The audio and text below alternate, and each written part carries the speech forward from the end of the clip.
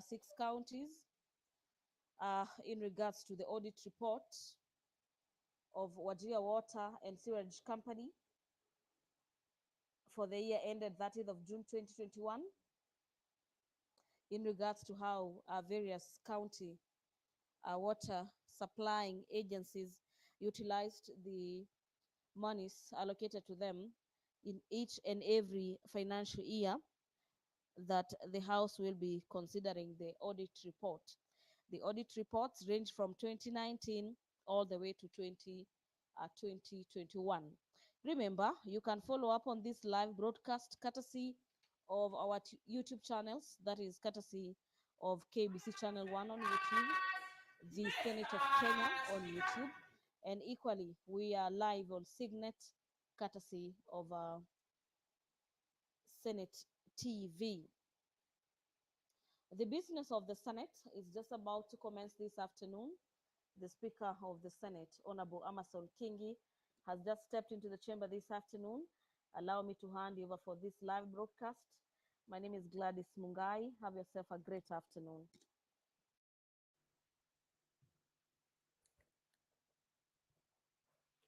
Tuombe.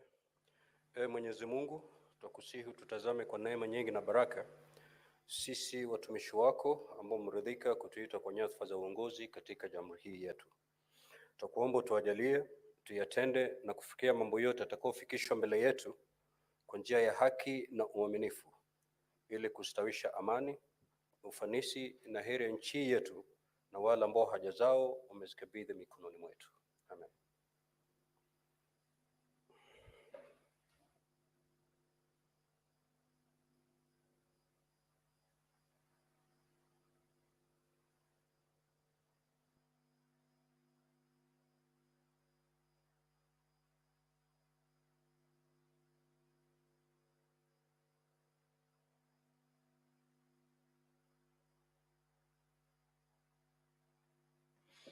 Clerk, do you have quorum?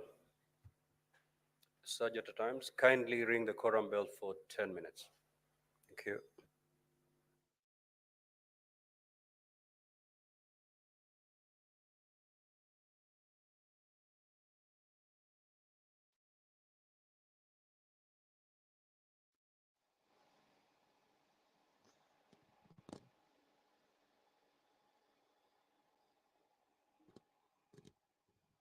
The Speaker of the Senate, currently presiding over the business of the Senate, has directed that the quorum bell is rung for 10 minutes to allow senators yet to make their way into the chamber this afternoon to do exactly that, for the House to have the requisite number to commence business this afternoon. And as we await for that signal, on standing orders of the Senate, standing orders number 53, subsection 1, nominated Senator Crystal Sige, is set to seek a statement from the Standing Committee on Matters Roads, Transportation and Housing regarding the recognition and the respect of white-cane users on Kenyan roads.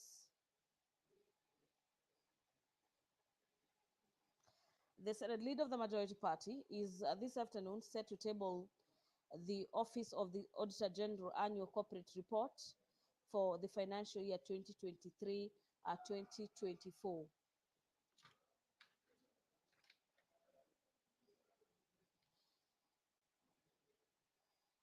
Well, that notwithstanding, the Senate Business Committee has approved the tentative business for Wednesday morning, being the reading of the charges on the proposed removal from office by impeachment of His Excellency Rigathi Gachagua, the Deputy President of the Republic of Kenya. The same matter has also been gazetted for hearing on Wednesday and Thursday this week. This has been published pursuant to Standing Orders number 43, subsection 1 of the Senate.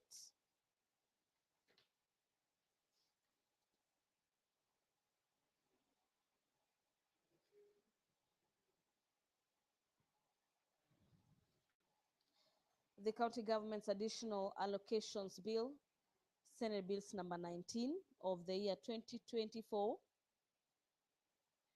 is lined up for consideration. The House will equally consider the progress report of the Standing Committee on Matters National Cohesion, Equal Opportunity and Regional Integration into the inquiry on the diversity and inclusivity of staff, a composition of state agencies in Kenya.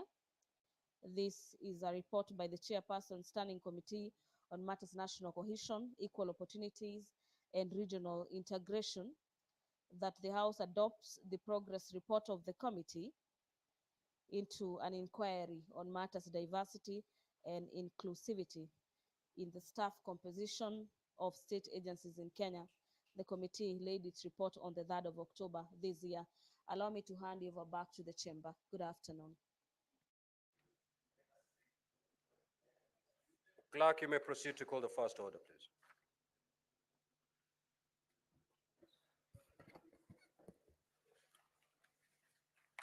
Order number 1, administration of oath.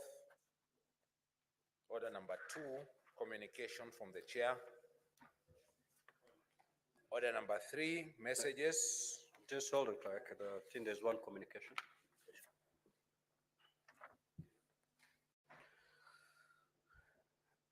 Honorable Senators would like to acknowledge the presence in the Speaker's Gallery this afternoon of a visiting delegation from the Parliament of Uganda. The honorable members also serve in the network of African women ministers, caucus under the Health and Budget Committee. I request each member of the delegation to stand when called out so that you may be acknowledged in the Senate tradition. The Honorable Dr. Bukenya Michael, is a Member of Parliament. The Honorable Mkaye Miriam, also Member of Parliament. Now, Honorable Senators, in our usual tradition of receiving and welcoming visitors to Parliament, I extend a warm welcome to the delegation, and on behalf of the Senate, and on behalf, wish them a fruitful visit. I will allow the Majority Leader to extend a word of welcome under 1 minute, and thereafter, Senator Hamida also to extend a word of welcome under 1 minute, in that order. Mr. Speaker, on behalf of our colleagues, I welcome the visiting delegation from the Parliament of Uganda, a very friendly neighbor that we have a long-standing, deep relationship with. Mr. Speaker, not that bias is allowed, but Ugandans and Kenyans have very deep-seated friendship that is tested many times by many things, but has stood the test of time over the years. And therefore, if there was a definition of good neighborliness, Uganda fits the bill, Mr. Speaker. And we celebrate these colleagues of ours. If you notice, Mr. Speaker, when I was walking in, I walked in with a spring because we have practiced this time in the East African Parliamentary Games. The only team that we haven't beaten in football for the last few years is Uganda. But this year, I want to send these members to my good friends, Honorable Nsereko, Panadol, Mbaka Temwa, Minister Ogwang. Tell them this time in Mombasa, Uganda will see fire. I thank you, Mr. Speaker.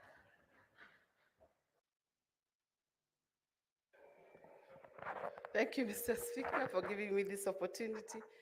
Oliotia Kare, Oliotia Nyabo, Sebo, welcome to Kenya. Kenya is your country, and of course, you know, we all enjoy the border, and everything that is in Uganda is in Kenya, except the matokes. The matokes, yes, but the matokes in Uganda you can't compare. We welcome you to Parliament. This is, of course, the Senate is a house of peace, and they always call us an upper house. We enjoy the tranquility. I hope you'll enjoy your session here, and we wish you all the best. Kindly send our regards to our colleagues the other side. Thank you very much. Welcome again. Next order. Order number Order number 3, messages. Order number 4, petitions. Order number 5, papers. The Senate Majority Leader.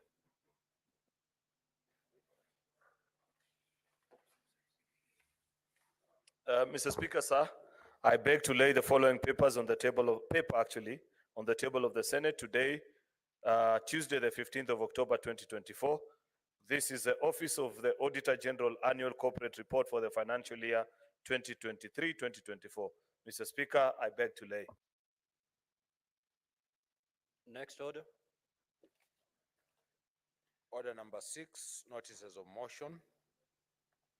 Order number 7, questions and statements. Statement pursuant to Standing Order 53-1, the Honorable Senator Crystal Asig.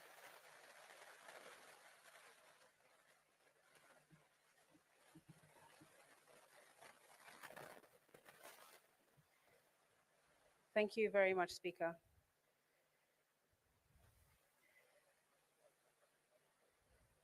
First of all, Speaker, I would like to wish yourself, colleagues, senators, and as well the blind and visually impaired community listening in Kenya, a happy International White Cane Safety Day, which is commemorated today. Mr. Speaker, sir, International White Cane Safety Day is celebrated annually on the 15th of October, where the white cane, or also known as a guide cane, is recognized as an important mobility tool for blind and visually impaired people. It is a symbol of safety, Speaker, independence, and respect for the inherent dignity of the blind and low vision community. Article 54 of the Constitution, as you know, on accessible environments for persons with disabilities, PWDs, and Articles 3, 9, and 20 of the principles enshrined in the United Nations Convention on the Rights of Persons with Disabilities, that's the UN CRPD, also stipulate the obligation on the inclusion of accessible spaces for white cane users. Sustainable Development Goal number 11 on accessible cities and human settlements further buttress these principles. International White Cane Safety Day is, pardon me, Speaker. Mr. Speaker, cognizant of the lack of proper regard by motorists and other road users for the role that the white cane represents, and in a bid to support and better promote awareness of the needs and challenges faced by us white cane users in Kenya, it is necessary for certain actions to be taken. To this end, Speaker, it has become imperative that the National Transport and Safety Authority and the National Construction Authority and the Kenya Roads Board fully adopt universal design standards and principles in our transport systems and across the built environments. In this statement, Speaker, this committee should explain any measures taken by the Ministry of Roads and Transport and the KRB to facilitate the development and enforcement of globally universal design regulations across Kenya's roads networks to provide essential safety for blind and visually impaired persons. Outline any steps taken by KRB and NCA to ensure the construction of tactile markers, consistency in working street lights, sonic traffic lights, drop curbs across the country, safe crossing points on our roads, frequency in clear disabled parking slots, and universally designed walkways that facilitate the safe use of white cane users countrywide. And finally, state the strategies the ministry has put in place to sensitize and train motorists to yield the right of way to every white cane user, and to further develop and adequate awareness programs on the white cane as a form of non-motorized transport, NMT, within the National Driving Training Curriculum, and to ensure all motorists and traffic authorities adhere to traffic rules to keep blind and visually impaired persons safe on the roads. I thank you. The Chairperson Standing Committee on Devolution and Intergovernmental Relations, you had a report to lay on the table. You may proceed to lay the report.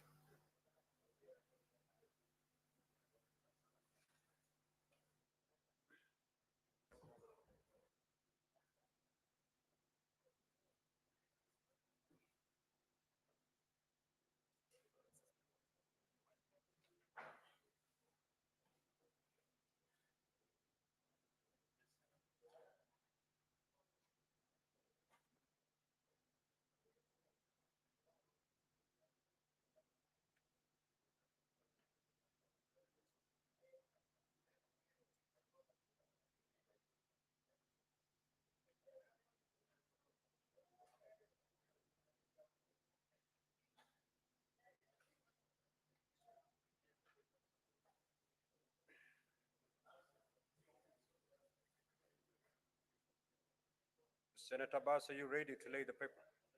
All right, proceed.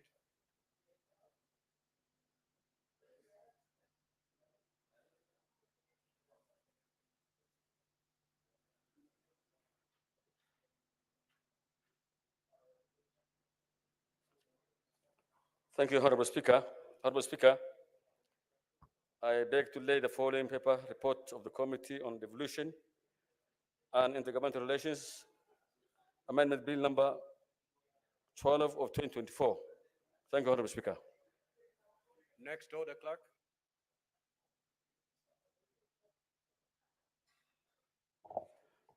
Order number 8, motion, report of the Kenya delegation to the 147th and 148th assemblies of the Interparliamentary Union, IPU, and related meetings held in Luanda, Angola, from 23rd to 27th October 2023, and in Geneva, Switzerland, from 23rd to 27th March 2024.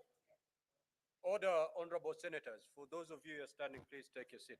Now, honorable clerk, before I put the question, kindly confirm that indeed we have the requisite quorum pursuant to Standing Order 42.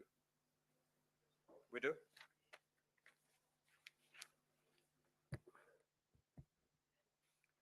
Now, honorable senators, I'll proceed to put the question that the Senate notes the report of the Kenya delegation to the 147th and 148th assemblies of the Interparliamentary Union, IPU, and related meetings held in Luanda, Angola, from the 23rd to 27th of October 2023, and laid on the table of the Senate on Thursday, the 29th of February 2024, and to Geneva, Switzerland, from the 23rd to the 27th of March 2024, and laid on the table of the Senate on Thursday, the 30th May of 2024. Will as many as of that opinion say aye? Will as many as of the contrary opinion say nay? The ayes have it. Senator Fernandez, you cannot vote both ways. Next order.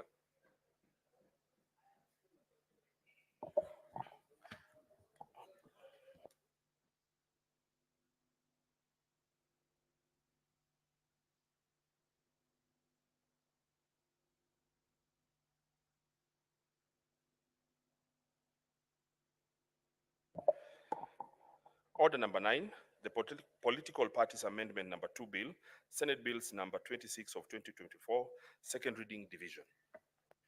That order is deferred. Next order.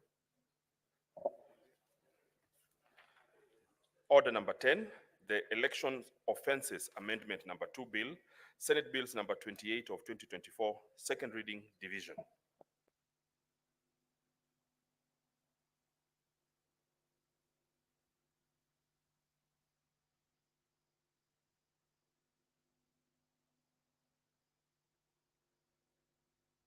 The Majority Leader, kindly approach the chair.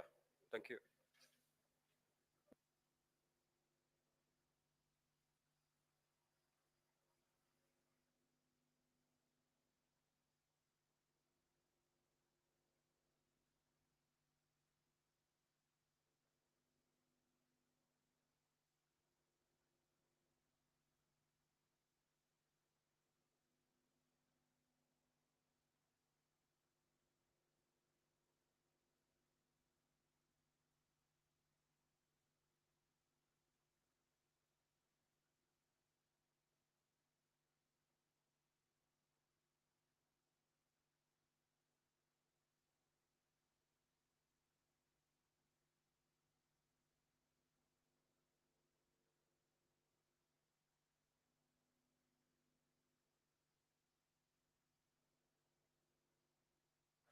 Next order. Order number 11, motion, consideration of the National Assembly amendments to the County Government's Additional Allocations Bill, you Senate Bills called, number 19 of 2024. Clerk, have you called order number 10? Okay. So that order is, do we have the chairperson? Standing Committee on Finance and Budget. Senator Boni may proceed to move.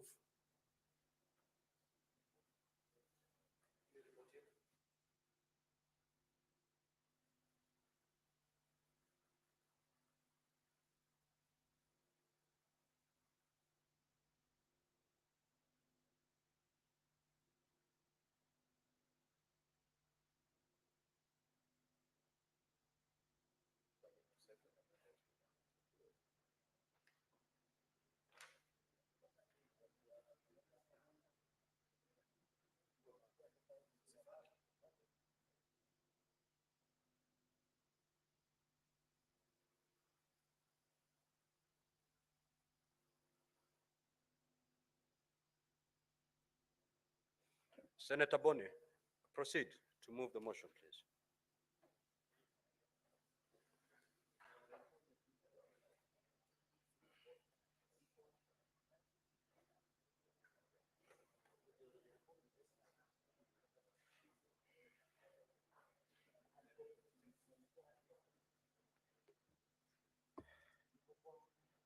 Order number 11.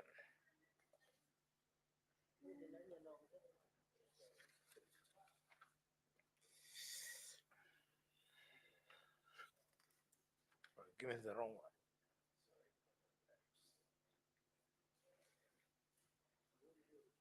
one. Thank you, Mr. Speaker.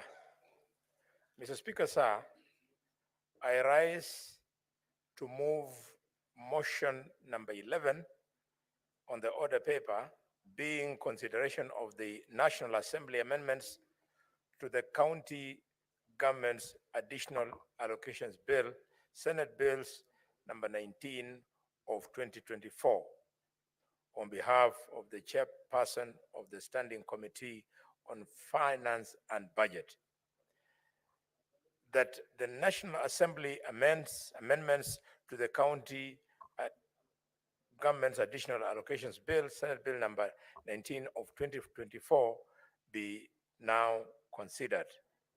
Mr. Speaker, we were assist of this matter, and we've been able, Mr. Speaker, to go through all the steps in accordance with our mandate. And Mr. Speaker, I would like to thank all the 9 members of the committee for the commitment to the work that was before us.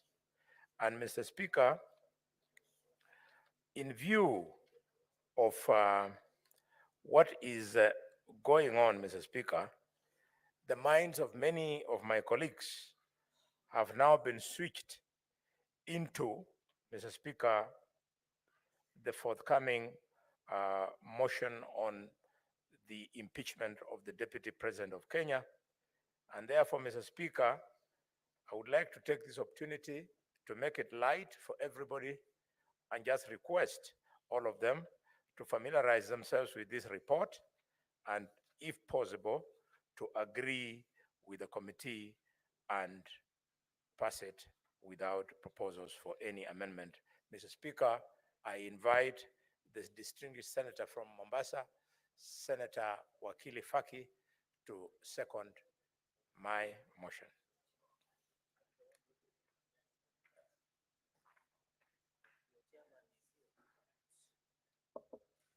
Mheshimiwa Spika, asante Mheshimiwa Spika kwa kunipa fursa hii kuunga mkono ripoti ya kamati ya fedha na bajeti ya bunge hili kuhusiana na sheria ya additional allocations, county additional allocations bill.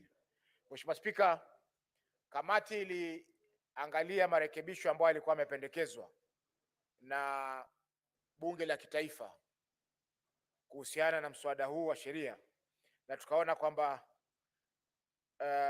bunge la kitaifa lilifanya makosa kuhusiana na masuala hayo. Kwanza ni kuwa walipunguza fedha ambazo zinatoka katika serikali ya kitaifa kuja katika serikali za kaunti. Jambo la pili ni kuwa hata zile fedha ambazo wanakusanya kwa niaba ya kaunti zetu, kwa mfano faini ambazo zinalipwa kwa makosa yanayohusiana na sheria za kaunti ambazo inakusanywa na mahakama, zile pia wamezipunguza. Mheshimiwa Spika, fedha hizi ni fedha ambazo zinastahili kwenda katika mfuko wa serikali zetu za kaunti, kwa zile serikali ambazo zina mahakama. Kwa mfano, kaunti ya Mombasa kuna mahakama, hapa Nairobi kuna mahakama ambayo inatekeleza ama simamia mashtaka yale ambayo yanafanyika kuhusiana na sheria za kaunti. Kwa mfano, mtu anajenga nyumba bila ya kuchukua kibali cha kaunti, ama makosa kama ya vile ya wafanyabiashara kuendeleza biashara bila ya leseni. Kwa hiyo Mheshimiwa Spika, pesa hizo zinatakana zije mikononi moja kwa moja kwa kaunti zetu, lakini fedha zile zimeweza kuzuiliwa na serikali za kaunti, na hivyo basi pesa hizo sasa haziwezi kuja katika kaunti zetu. Na Mheshimiwa Spika, kuna malumbukizi ya pesa hizi,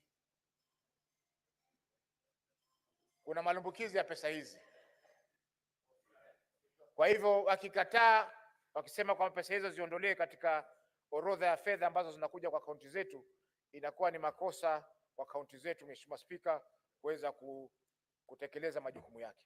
Mheshimiwa Spika, naunga mkono ripoti hii na ningeomba bunge hili liweze kuikubali na kuipitisha, kwa sababu inatoa mwelekeo kuhusiana na vile ambavyo kaunti zetu zitaweza kupata fedha.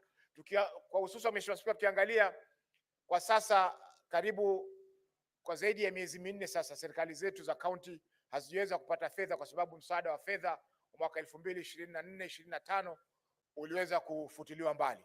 Kwa hivyo Mheshimiwa Spika, hii sheria ambayo tulikuwa tumepitisha ingesaidia pakubwa kuweza kuhakikisha kwamba zile fedha ndogo ndogo ambazo zilikuwa zimepangwa kupelekwa zimeweza kupelekwa. Asante Mheshimiwa Spika kwa kunipa fursa hii.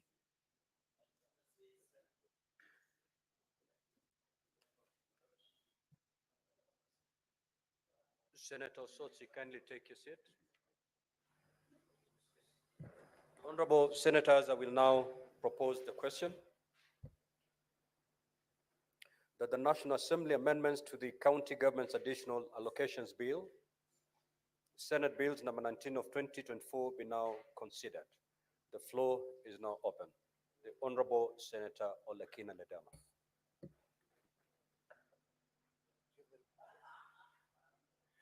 Thank you, Mr. Speaker. Mr. Speaker, let me begin by saying that this House shall fight for devolution. You know, it's a bit hypocritical that in this era, we are talking about devolution, devolving funds to our counties, talking about accountability. Senator Yet, Fernande, Mr. Speaker, may the senator for Narok It be heard in seems- silence. it seems as though the national government, perpetuated by the National Assembly, is eager to make sure that they deny county governments money. Mr. Speaker, the distinguished senator from Mandera and his committee have continuously reminded this House that when it comes to the issues of resources, all of us must stand firm and reject in totality the work which is done by the National Assembly. Mr. Speaker, our county governments have got roads, feeder roads. We talk about a county like Narok, which is one of the counties that feeds this nation. Our feeder roads, we produce almost 80% of the wheat in this country. Our feeder roads are dilapidated. And now, Mr. Speaker, the National Assembly comes in and decides those additional grants, they are not worth it. Seriously, I think somebody has got to drill some sense into the minds of our colleagues in the National Assembly who are really negating on their role of representation. It doesn't matter whether you represent citizens from the National Assembly or from the county. Ultimately, the county governments are the ones that will develop this nation. So, Mr. Speaker, I want to beseech all of us that the road maintenance levy fund is very, very important. This is a fund that has continued to help our communities. I can see, Anita, you okay? All right. So I think all of us sitting here, you need to remember Article 123. You vote by delegation. You need to remember that if you come here and not think about your county will continue suffering. As long as I'm here and God has given me air to breathe, I will always make sure that I fight for more monies to go to my counties. Because I want to see roads from Mount Narok being repaired. When you go there, you'll find that counties will tell you, we have no money to fix these roads because the National Assembly has removed these roads. So this is the time that we now redefine devolution. What is devolution? Every time we sit here and we lament, and then when a motion comes from the National Assembly, we are quick to pass it. This is an opportunity for us to be able to put our foot down, even for those who will go into mediation, because I want to persuade all of us here that we reject those amendments in totality. When you go into mediation, you put your foot down, because if we cannot fix our county government's roads, then what else are we doing? Mr. Speaker, there are counties that are still struggling to be able to build their county headquarters. There are grants there to support these counties to be able to complete these county headquarters. There are counties also that, I remember Senator Faki came here, we moved a motion, we agreed to allocate Mombasa few more resources for them to be able to build their sports complex there. I think we need to ask ourselves whether everything should be concentrated in the national government and what impact that will have in the communities. We talk about all funds, come into the issue of revenue share. They want to reduce that. Division of revenue, I've never seen anywhere where we are talking about amendments when there is a law which is in existence. Now our counties are crying. They have no money for anything. Sometimes you find that even doctors are going on strike. And then when you follow the governors will tell you, we have no money to pay them. So if we are not diligent and very careful in our work, we will be sitting here and warming our chairs here. So from today, I want to beseech all of you that anytime when you see a bill coming from the National Assembly that has got to do with resources, think of it as a problem and you have a hammer, and think of it as a nail, just hammer it down, poop, so that we can move forward, knowing that these distinguished men and women will fight for their counties. If we do not fight for our counties, even the future generations will laugh at us. What were all those old men doing there? You know, they'll be pointing at the bullfighter and saying, bullfighter, you know, what were you fighting for? You could not be able to help me get a road. Do you know, Mr. Speaker, yesterday I saw a statistics of how many houses are built out of mud in this country. It was very sad that my own county of Narok, 60% of homesteads are built out of mud. You know, when are we going to be able to leapfrog and do away with Stone Age issues? You know, our forefathers lived in mud houses. Even us now in the 21st century, we are still wearing good designer suits and everything, and our people are still living in mud houses. Come on. You know, there's a ripple effect. If the road is bad, there's no development in that area. You know, if there are no money to build county headquarters, people will just be living there, not thinking about how to develop. So in a few words, Mr. Speaker, it is imperative that all of us here, and especially head of delegations, when you're sitting down, you should have a clear picture of your county. In fact, when you sit there, in all your urban areas, you should have a spatial plan. What does my county look like? How many buildings are there? How many roads are there? You know, if you go to your sub-counties, how many feeder roads are there? That is when you will know that it behooves you to fight hard so that not a single penny is deducted from those funds. You cannot remove those funds. You know, recently, Mr. Speaker, we were being told that in the budget committee of the National Assembly, that our colleagues there will make sure that their constituencies have a lot of money, you know, and they'll fight for it. You know, I'm sure my sister Paris was a member of parliament back then. She would be like, she'd want to be in that budget committee to make sure that some money goes to Kajiado. You know, but now, my sister, you are here in the Senate. You know, those people will still want money for themselves. Now you, what will happen to you? They will deduct the little money which is going into counties. So unless we are all cognizant of the fact that we are here to fight for our counties, you know, we will end up being a laughing stock. So this is the time when we break the protocol and come up with hats, and I'm willing to sponsor, that says reject. And you just sit down there and you say reject. Finally, Mr. Speaker, I want to remind all those who I'm sure, I believe, will eventually go to the mediation committee, that you have a duty. When you go back home and you drive your car, you're lucky, you can drive an SUV.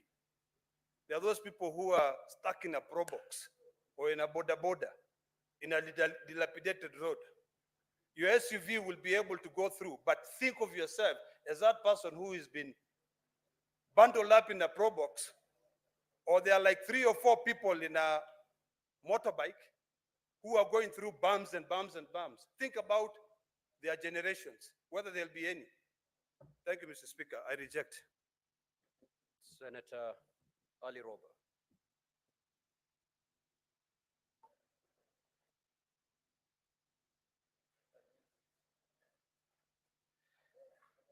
Thank you very much, Honorable Speaker. My apologies for coming in a bit late. I just wanted to take this opportunity for purpose of making sure that honorable senators are on the same page on this issue of the county additional allocation bill and why we have to reject the bill as amended by the National Assembly. Honorable senators, what gives us the moral authority to be able to criticize our county governments is if we as senators do our responsibilities, sworn responsibilities of protecting devolution at all cost. And that is the only time we'll be able to have the moral authority to be able to say, my governor has not done this or he has done that. Now, road maintenance levy fund is a fund. It's collected by Kenya Roads Board. It's supposed to maintain national trunk roads and county roads. Now the entire 10.5 billion shilling has been removed from county additional allocation. It's the first time. About 2 years ago, erroneously, that money was lumped up into division of revenue and alleged that it is part of division of revenue. We fought very hard, the Senate as well as also the Council of Governors, to indicate this is a fund appropriated by an act of parliament and it cannot be lumped up under the division of revenue. And then allocation was done under county additional allocation as it ought to be for the last 11 years. And that money is 10.5 billion shilling. Counties are not getting revenues. There is no additional allocation. The inflation rate in county governments is very high. What they are getting as additional allocation every year in division of revenue is not even able to cater for the inflationary percentage of about 6% that comes automatically without anything being done. Now, the National Assembly has gone ahead to remove the entire road maintenance levy fund of 10.5 billion shilling.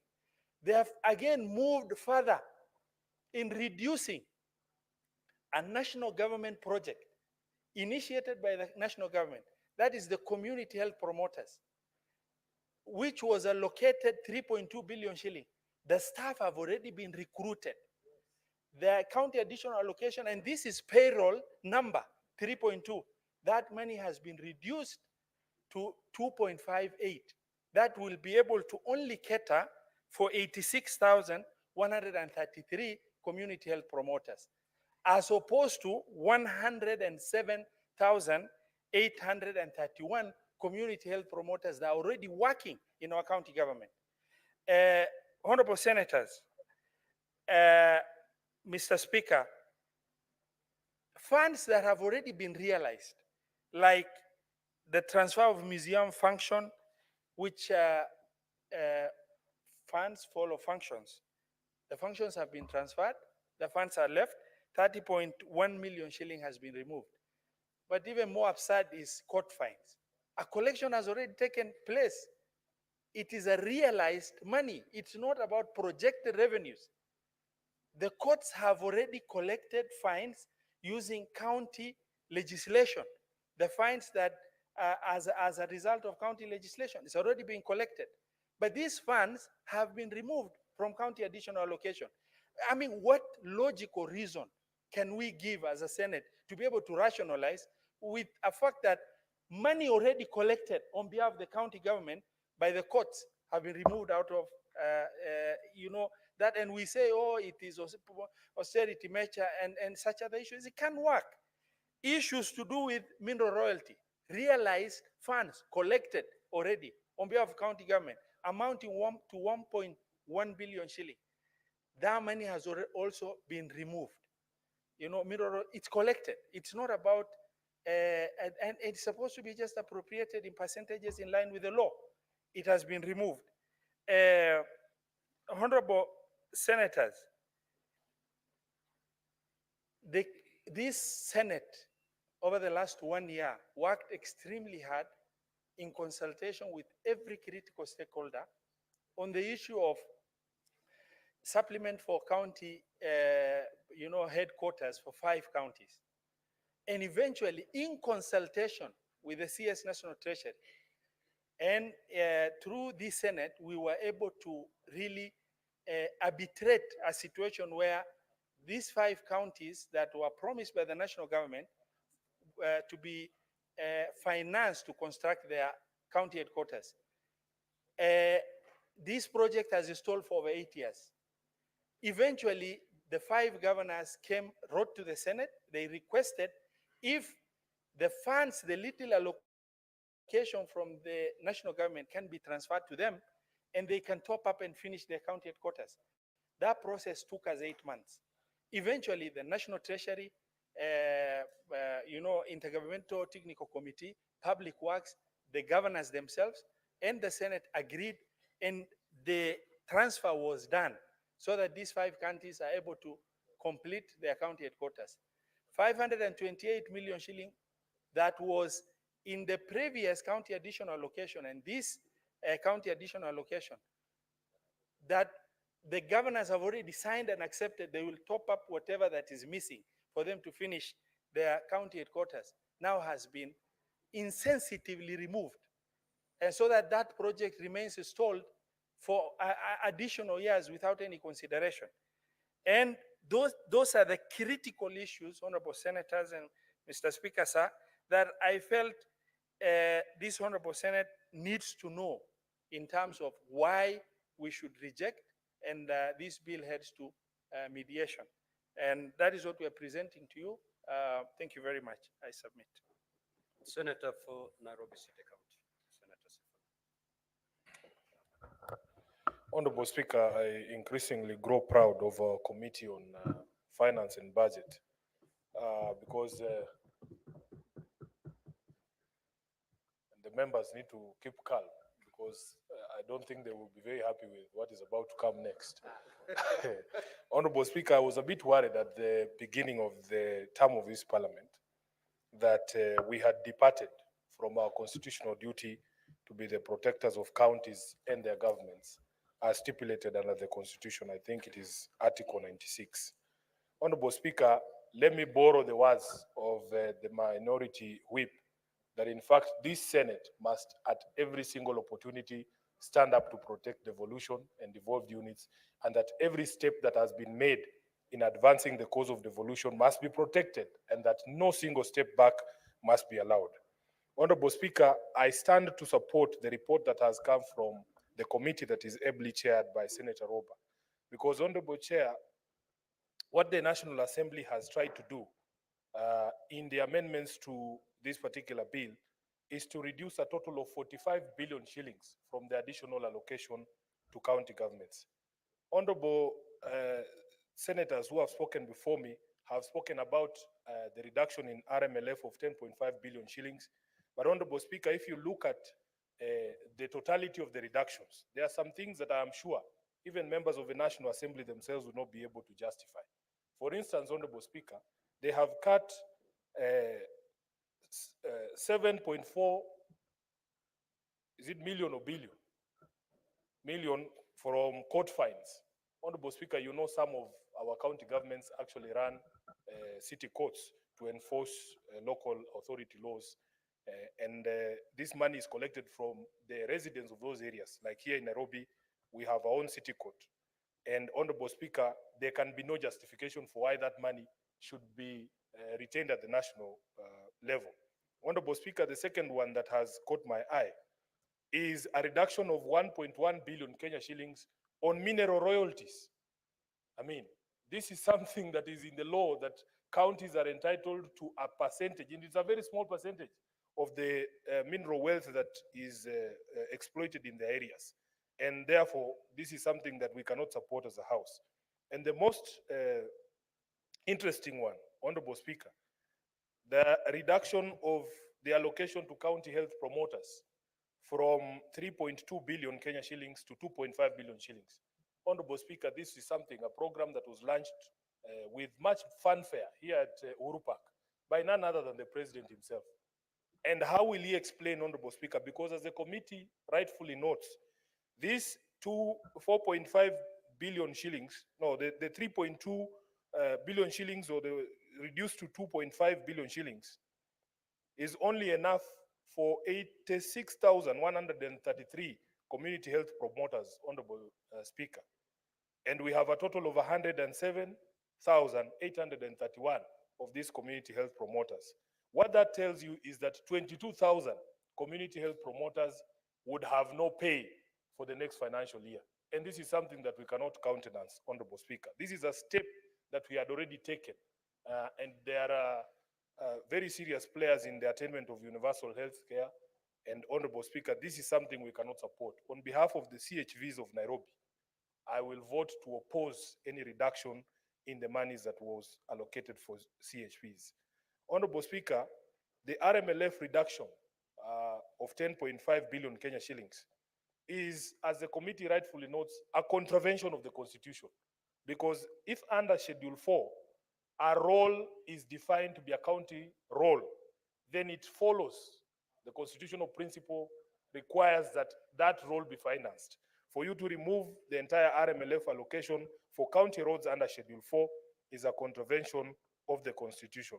Honorable Speaker, in the 2023-2024 financial year, the industrial parks, counties had been allocated 4.5 billion shillings for industrial parks.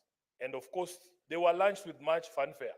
I remember, Honorable Speaker, receiving a phone call from my mother in the village there, that right across from her house, the president was there launching an industrial park, and that she was going to have, in her own words, a place to sell her milk and a place to sell her chicken. Honorable Speaker, for all the counties that were supposed to benefit from these industrial parks, they only received a total of 1.12 billion Kenya shillings, even despite the allocation of 4.5 billion. So counties that were expecting 250 million for industrial parks only received 62 million Kenya shillings. And Honorable Speaker, if you had allowed me, I have a photo on my phone that my mother sent me this afternoon of that site where the president launched with much fanfare across from her house. And Honorable Speaker, everything has stalled, and there is no hope for her ever getting a market for a chicken or even the milk. Honorable Speaker, protect me from a majority leader.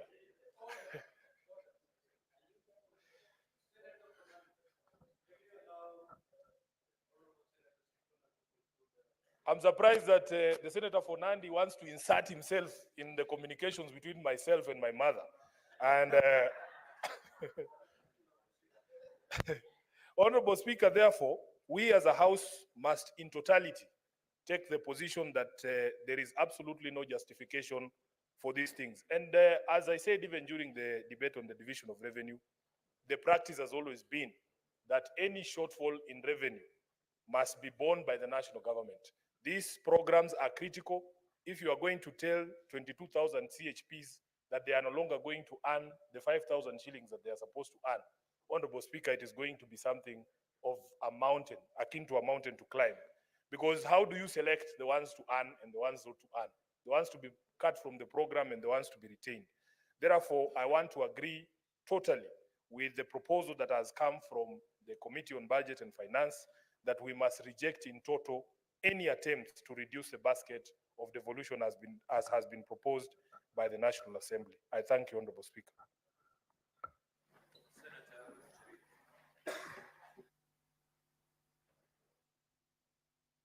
Thank you, Mr. Speaker. I want to join my colleagues in appreciating the very diligent work of our Budget and Finance Committee.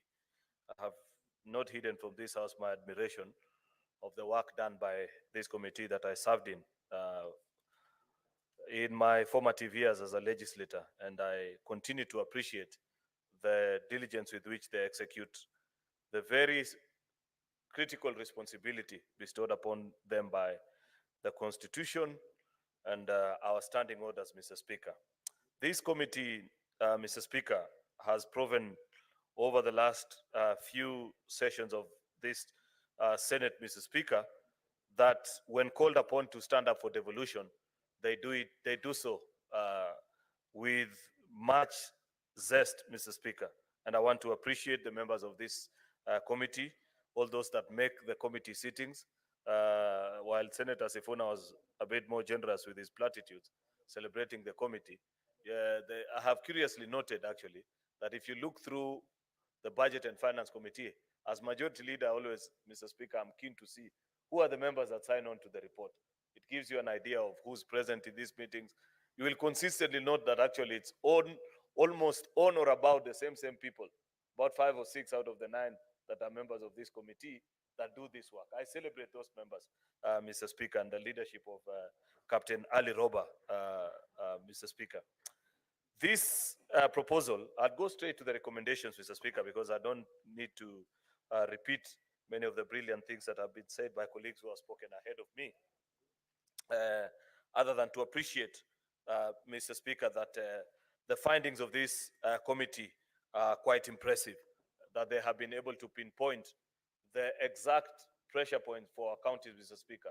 You know, even without a fight of saying we need to add money here and there, you need to first identify allocations that are already set out in law that is already specified and said X amount of money go to our counties, like the mineral royalties, Mr. Speaker. It's defined in law already. So there's nothing to fight about. So sometimes you look at bills that come from the National Assembly and you wonder. I know for a fact, because I served as chair of staff welfare, Mr. Speaker, that parliament is made up of perhaps the most competent personnel and human resource you can find in this republic and even beyond, Mr. Speaker. So what happens when you serve in the National Assembly? Because I know our staff are diligent. When I served in committees, there are many things that, for example, we'd wish to insert into bills. But our clerks, the legal persons that serve with us in those committees, they will expressly guide us and help us appreciate that this is outright unconstitutional, this is outright against the provisions of the law. So when you find a reduction to royalties that have already been collected, 1.06 billion, and proposed, and it passes, and that committee that consider this bill has a lawyer, has a legislative drafter, Mr. Speaker, has a clerk who understand all these things. No, I'm not focused on the political class, Mr. Speaker, because I know what happens in committees sometimes, but just thinking through provisions of law that are already set out. Because, Mr. Speaker, and it's important that members appreciate, conditional, additional, what is it called, the bill? The county government's additional allocations bill is a brainchild of this house. About 2 years ago, that previously we used to do $1 and you'd have separate divisions for additional allocation. But we felt that it was important, Mr. Speaker, because some of these allocations come midway through the year, that we have a standalone bill that helps Senate and institutions of oversight, Mr. Speaker, to have a more clearer view of both conditional and unconditional grants to our counties, Mr. Speaker, that we felt were getting lost in between the other broader allocations, county government's allocation to our counties, Mr. Speaker, where there was a better focus. In fact, Mr. Speaker, pointing out the errors in this bill, the very glaring ones, like the one I've spoken to, justifies the thinking that went into doing a separate bill by the Senate, Mr. Speaker. Because believe you me, if we were still doing $1 that has both the shareable revenue and the conditional and unconditional allocation, Mr. Speaker, as was the case previously, Mr. Speaker, then it will be difficult to pinpoint some of these errors. But the Senate made a wise decision, very wise one. And reading through this report, Mr. Speaker, you appreciate actually why it was important for us to have this separate distinction between shareable revenue and these conditional and unconditional grants to our counties, Mr. Speaker, because it is only when we begin to deal with this item by item, you know, Mr. Speaker, that you can pinpoint the shortfalls and point out specifically that we passed a law that, for example, set out, once we have made a decision that we are setting up these community health promoters, for example, Mr. Speaker, it is defined and it is known. It's human resource.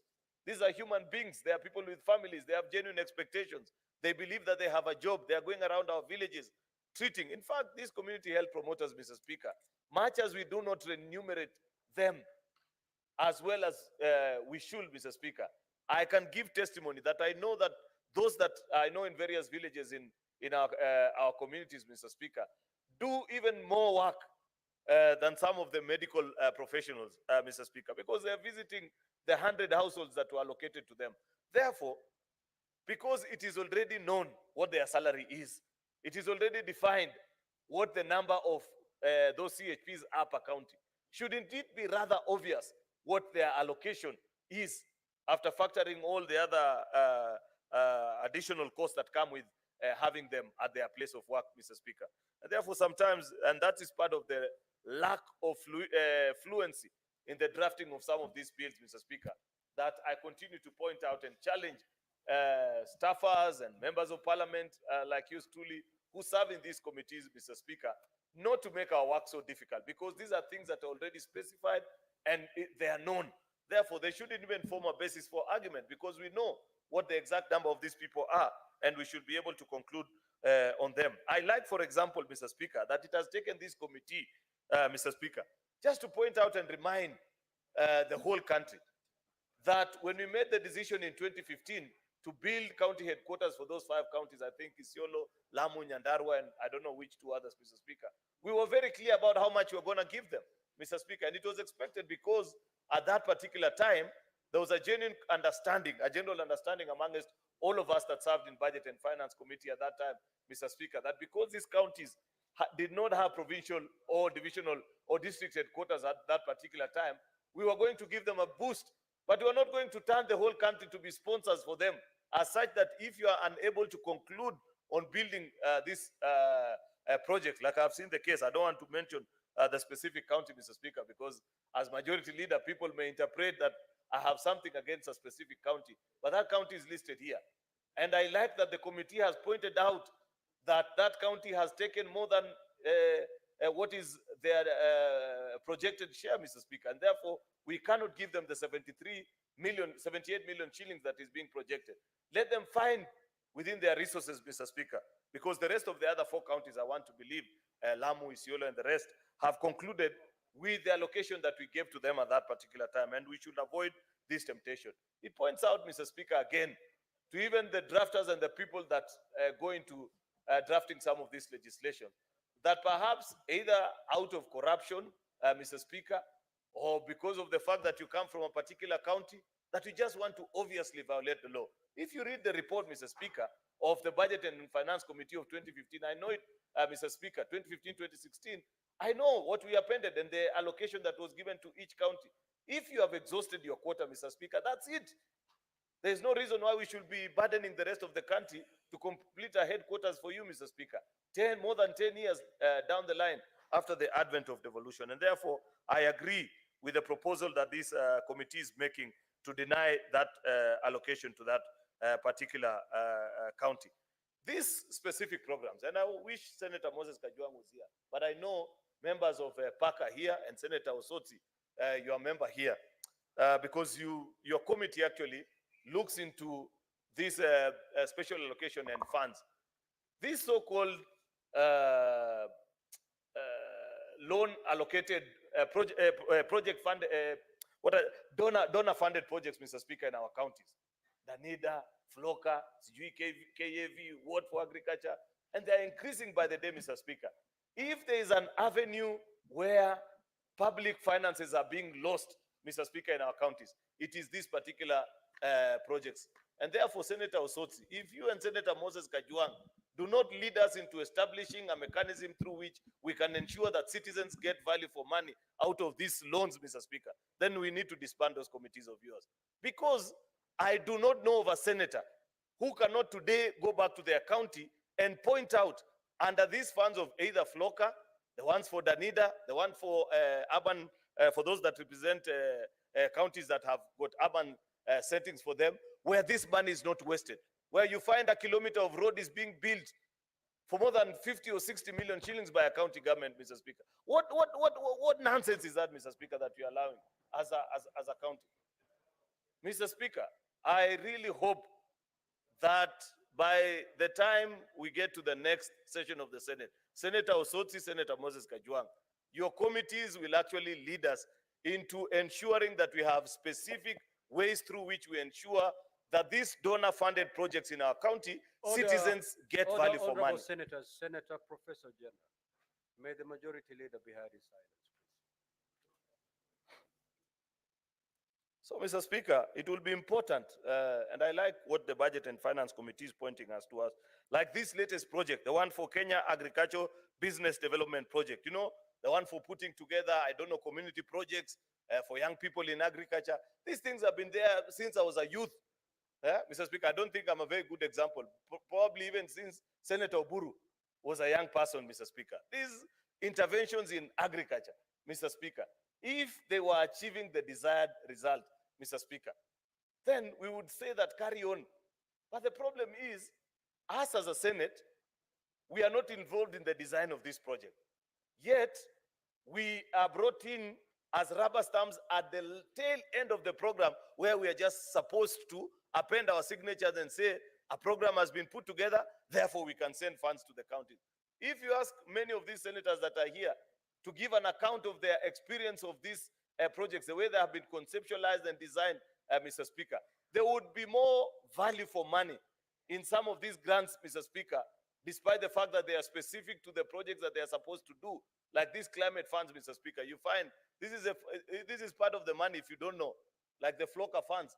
It's part of the money that many of our governors continue to run projects similar to what used to be known in the national government as Kazi kwa Vijana, where they get their supporters and bloggers, you know, these people that they used to insult senators, so that they work with a slasher for 2-3 days and they disappear with 5 or 10,000 shillings per day, Mr. Speaker. Open, blatant corruption.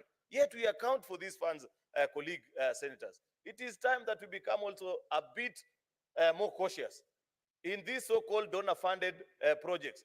And you know, Mr. Speaker, they are very intelligent in how these projects. You know, those guys, the so-called treasury mandarins, are very intelligent. They know when they splash the catchphrases, World Bank, IMF-funded project, because of, I don't know, it's neocolonialism, Mr. Speaker, or whatever the issue is, we get easily excited and say, oh, if it is World Bank, perhaps this project have been properly thought about. Let us just approve the funds.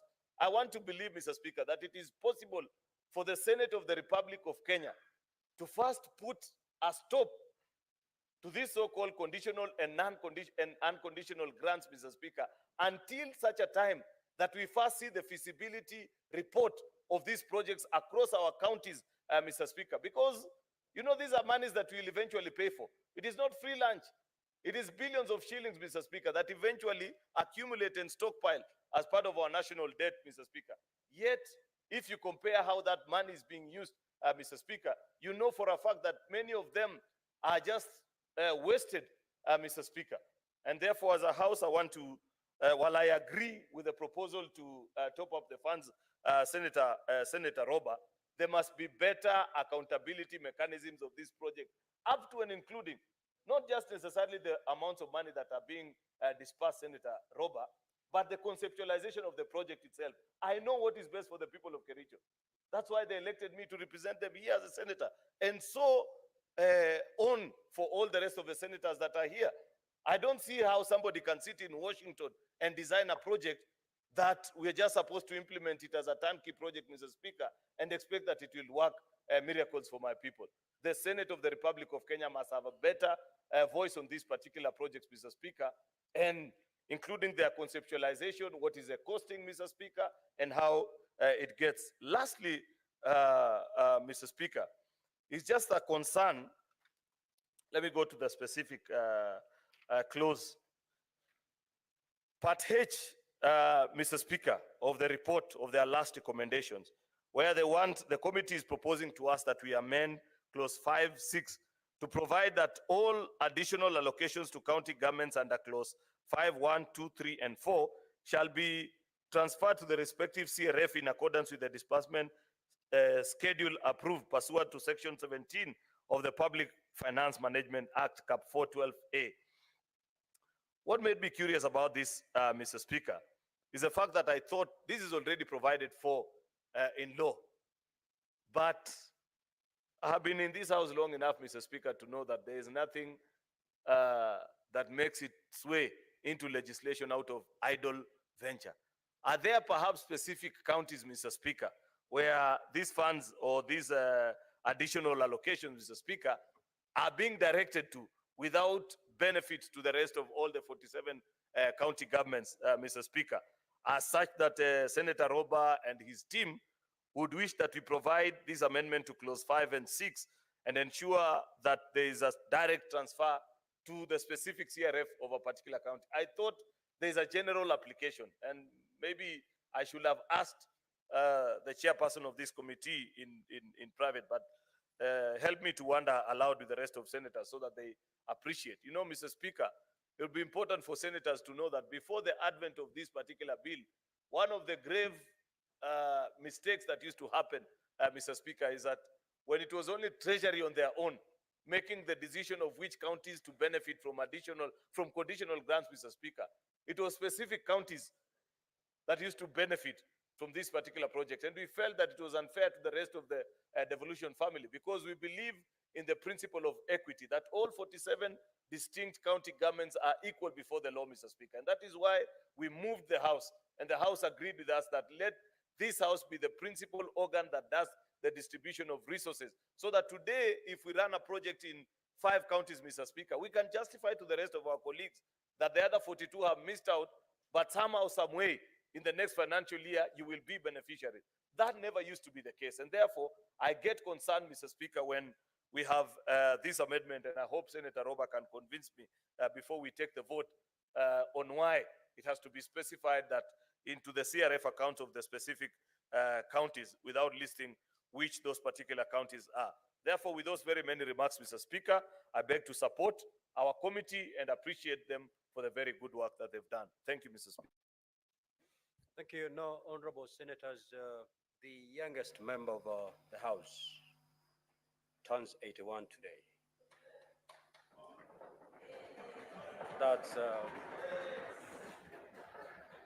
That's none other than the Senator for Siaya, the Honorable Oburu Oginga.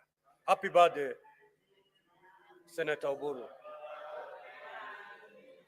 Order, honorable senators.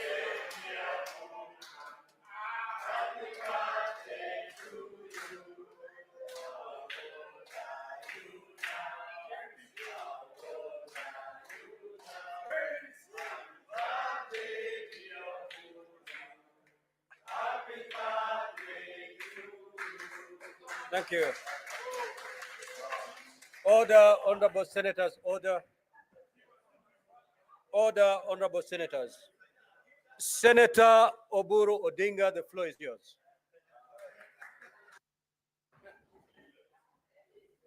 Thank you. First, Mr. Speaker, I thank you profusely for recognizing me as the youngest member of this House. Mr. Speaker, I have turned 81, and I still feel as if I'm 40, Mr. Speaker. And Mr. Speaker, sir, I also want to take this opportunity to contribute to the report of our committee of the budget, chaired by our very competent leader from Mandera, Senator Roba. Mr. Speaker, this is a very, very important bill. I think it is one of the cardinal functions of our Senate. Our Senate is there to protect the devolution. Mr. Speaker, I was a member of this parliament when there was no CDF. And at that time, it was only the local government fund. And then there was later on something called RDF, Rural Development Fund, which was a very small amount of money, Mr. Speaker, and mainly from donors. And we used to sit long hours as MPs in the DDCs trying to determine where that money would go. Mr. Speaker, when CDF came, we are the ones who brought CDF. Engineer Karwe brought the proposals and we all supported, and we created CDF.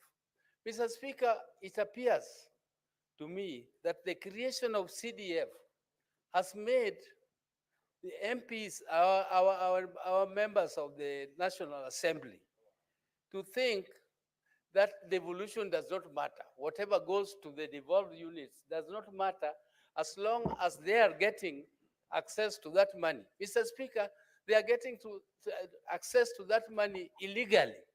So the courts have determined that CDF is illegal several times, Mr. Speaker.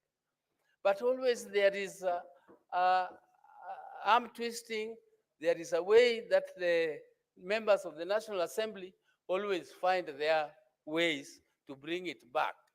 However, cunningly they try to bring it back.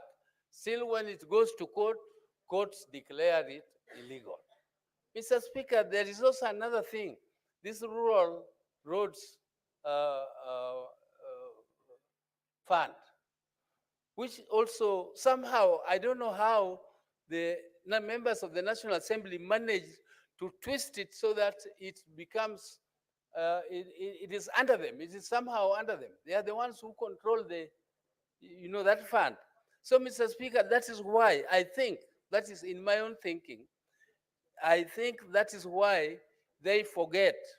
When it comes now to the allocation to the counties, they recklessly reduce it as if they don't live in the counties. There is none of the members of the National Assembly who does not dwell in a particular county, and they know what the counties are supposed to do. We do the oversight, apart from protection. But Mr. Speaker, while we do the oversight, we cannot say, oversight what is not there. We can only oversight monies which are there. So the first thing to do is to allocate money. Mr. Speaker, you remember when the, the Revenue Allocation Commission recommended that the counties should get 412 billion, and we approved that. Then when it went to the National Assembly, they reduced it to 498. And they were saying they have increased it, Mr. Speaker. They did not increase anything, because from 396 to 398, that 2 billion shillings increment, Mr. Speaker, covers only a little more or a little less than the inflation, which is more than 8-9%, Mr. Speaker. Mr. Speaker, the deduction which are made as part of what they call austerity measures. These deductions, Mr. Speaker, are done arbitrarily without thinking of how they will affect the people at home. Mr. Speaker, when you think of these community health promoters, the community health promoters, originally they were not being paid anything. The counties, they were at the mercy of the governors. It was the governors giving them some little allowance if they will, but they perform the most important function at the grassroots, Mr. Speaker. Mr. Speaker, these are the people who treat you before you go to any dispensary if you have any disease at home. So these people have been working tirelessly with the communities at the grassroots without being remunerated at all, anything. They are not being paid even a token. Mr. Speaker, this is God sent, and the MPs should appreciate the work these people do. And for the first time, officially, there is an allocation for them in the budget to pay them. And the members of the National Assembly don't see such importance. When they want to reduce monies for austerity measures, they should know where to do it. Mainly, it should be in the national government budget, not in the county budgets, Mr. Speaker. Mr. Speaker, this knife, I used to work in the Treasury, Mr. Speaker, and we used to have a knife which was cutting allocations to ministries. But Mr. Speaker, there was a misunderstanding. There was a misunderstanding because ministries were just throwing figures, big figures outside the ceilings which they were given, because they knew that the treasury was going to reduce them anyway. So they say, let us give a big figure so that they will, if they reduce it, it will come to what we want. But when it comes to us in treasury, if you do work within your ceilings, we give you everything that you want because it is within your ceilings. But if you inflate it, we don't know where to cut. So we just cut maybe some of the most essential ones you need. This is what the members of the National Assembly are doing. They are cutting the most essential. They are attacking roads. They are attacking industrial parks. They are attacking health, the community health workers. Mr. Speaker, these are areas which should be no-go zone for the National Assembly when they come to reduction. These are areas which should be protected, and they should not touch on this. Mr. Speaker, some of them don't understand what industrial parks mean. These industrial parks are going to create a revolution in terms of employment of the youth in the rural areas. And Mr. Speaker, when they are established there, it should be the duty of every leader to protect them and make sure that that money is ring-fenced and it is not touched in austerity measures when you come to reducing allocations, Mr. Speaker. Mr. Speaker, I don't want to speak more because mine was only to support the recommendations of this committee, and I think they have done a good job, and we shall continue to support you if you work this. I used to be the chairman of Finance Committee before Budget Committee was created. We are the ones who created the Budget Committee, and I really appreciate the work being done by you, Honorable Roba, and your committee. Thank you, Mr. Speaker, for the opportunity. I'm aware you've whispered it to me, so you need not take to the floor. Now, honorable senators, we had deferred two orders because we did not have the requisite delegations to go into division. Now we do. So allow me to rearrange today's order paper pursuant to Standing Order 45-2. We handle order number 9 and 10, and thereafter we come back to the debate on the additional revenue. It will take us less than 10 minutes. Clerk, proceed to call those to orders, please. Order number 9, the Political Parties Amendment number 2 bill, Senate Bills number 26 of 2024, second reading division. Sergeant at Arms, ring the division bell, please, for 5 minutes.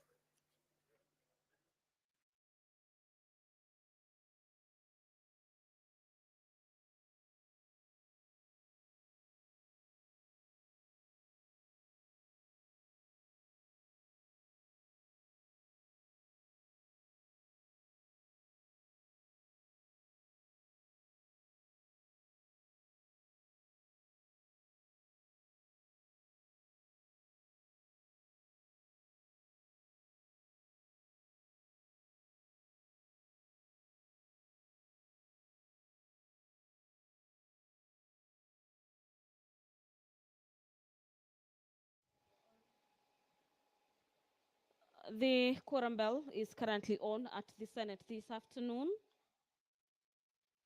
following the directives by the Speaker of the Senate that the House votes on two crucial bills. The bills are the Political Parties Amendment Bill number 2, Senate Bills number 26 of the year 2024. This is a bill by the Senate leader of the majority party and the Senate leader of the minority party.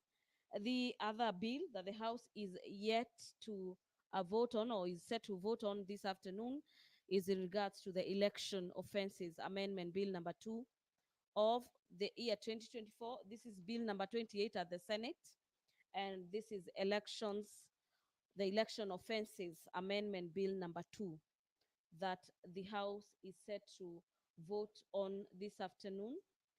The House had postponed the vote on these two bills owing to the fact that the number of senators was not enough to proceed into division this afternoon. But at this particular juncture, the House has the numbers to vote on these two bills. And that is why the Speaker has directed that the quorum bell is rung for 5 minutes ahead of that crucial vote. The Elections Amendment Bill of 2024 is an act of Parliament seeking to amend the Elections Act for the connected purposes. A look at this bill in regards to the matters elections.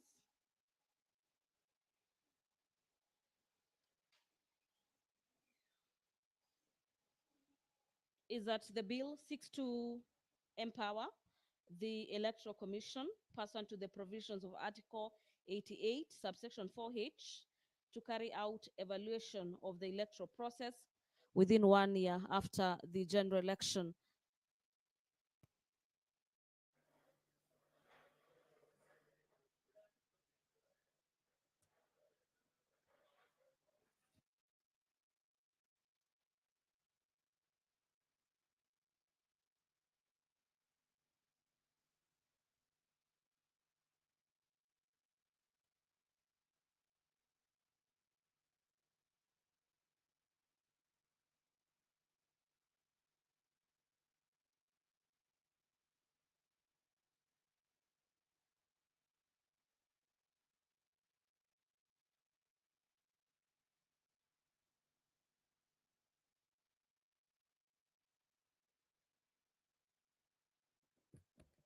Now, honorable senators, we will start with order number 9.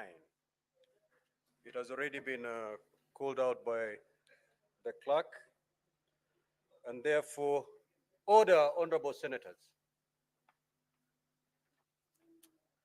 I will proceed to put the question, which is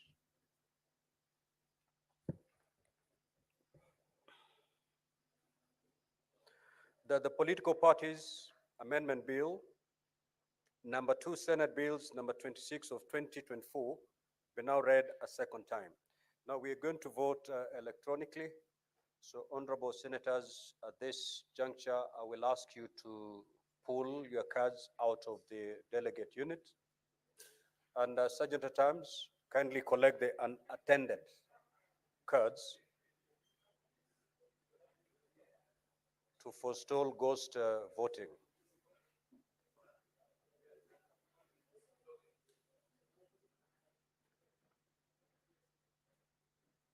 Honorable senators, you may now log back and proceed to vote.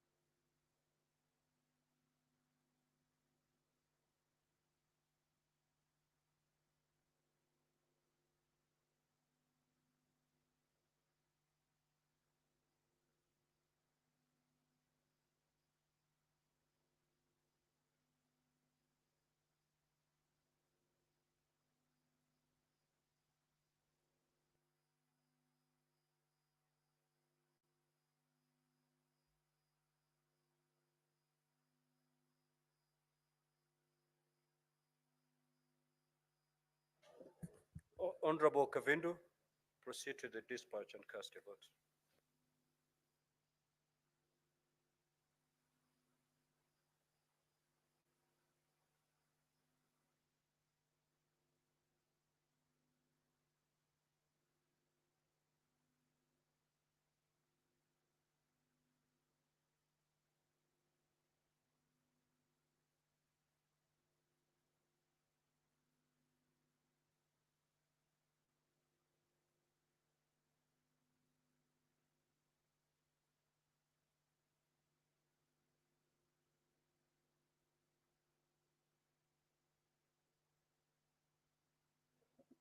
Senator Haji, proceed to the dispatch and cast your vote.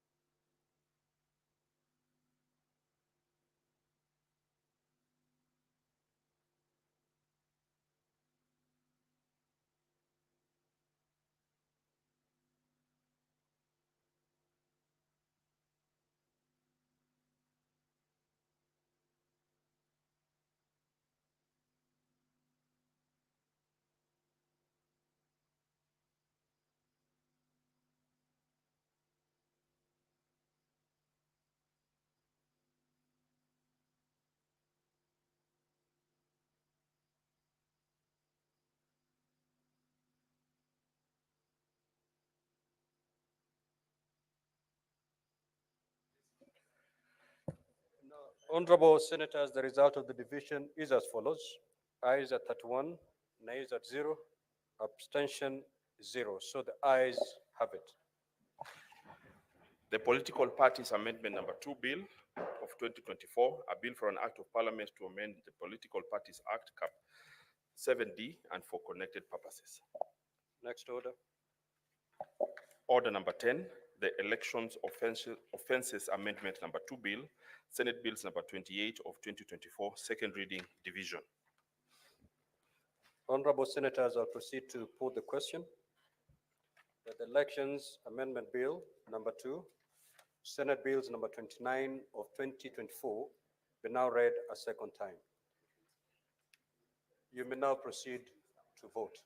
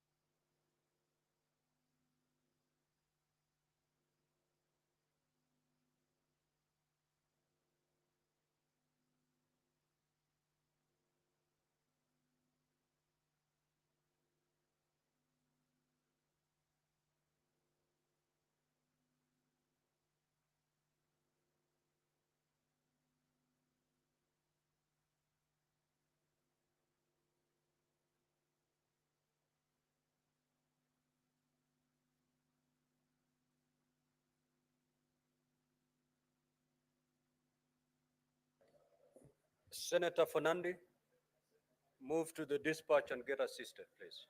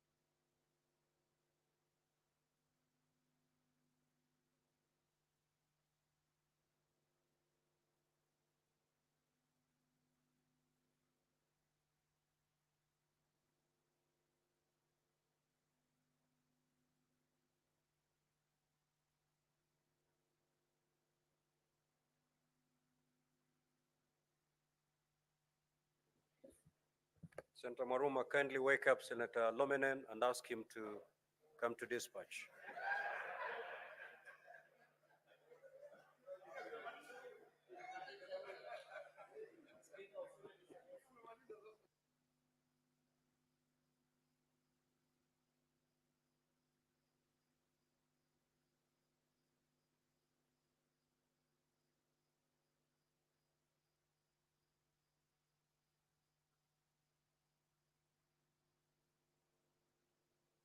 That was a long prayer, Mr. Lomenen. Oh.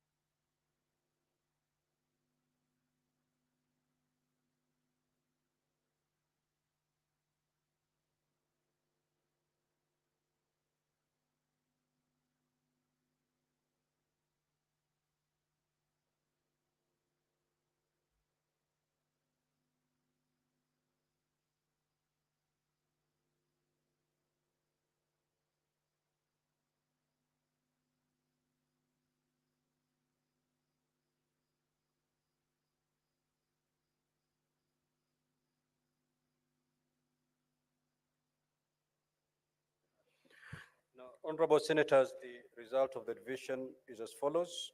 Ayes at 33, nays 0, abstention 0. So the ayes have it. The Election Offences Amendment Number 2 Bill 2024, a bill for an act of parliament to amend the Election Offences Act.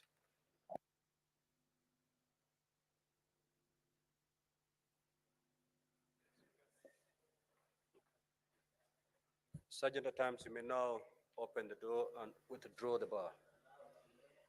Now, honorable senators, before we resume debate on order number 11, allow me to make the following communication.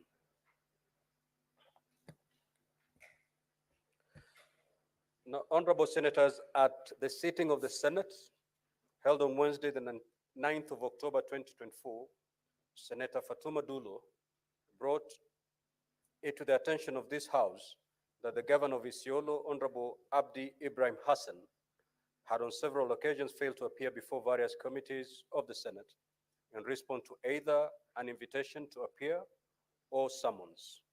Indeed, the following instances serve as an illustration of the instances where the governor, without justifiable reason, has failed to appear.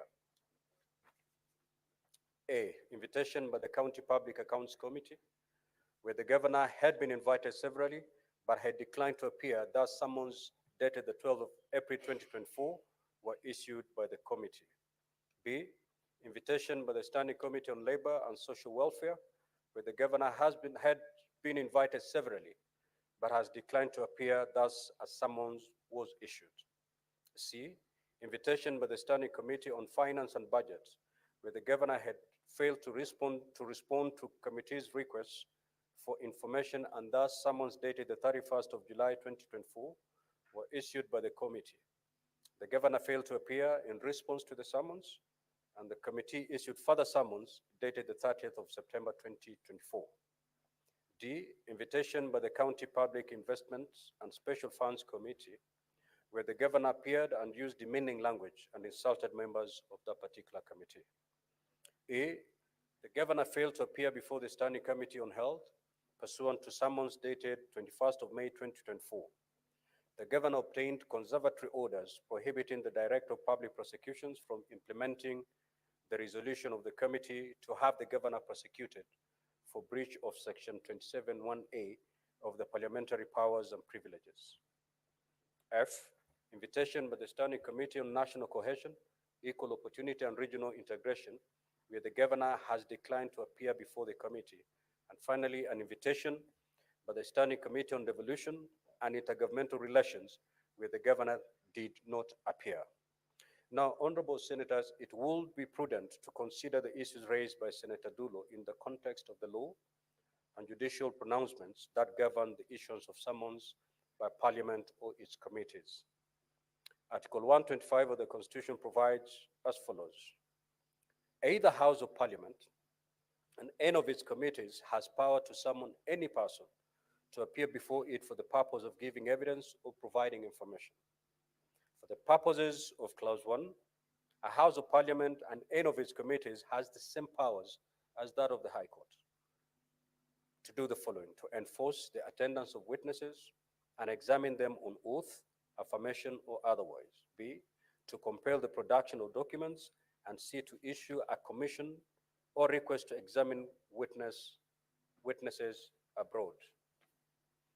To give further effect to the powers under Article 125 of the Constitution, Section 18.1 of the Parliamentary Powers and Privileges Act provides that Parliament or its committees may invite or summon any person to appear before it for the purpose of giving evidence or providing any information, paper, book, record, or document in the possession or under the control of that person.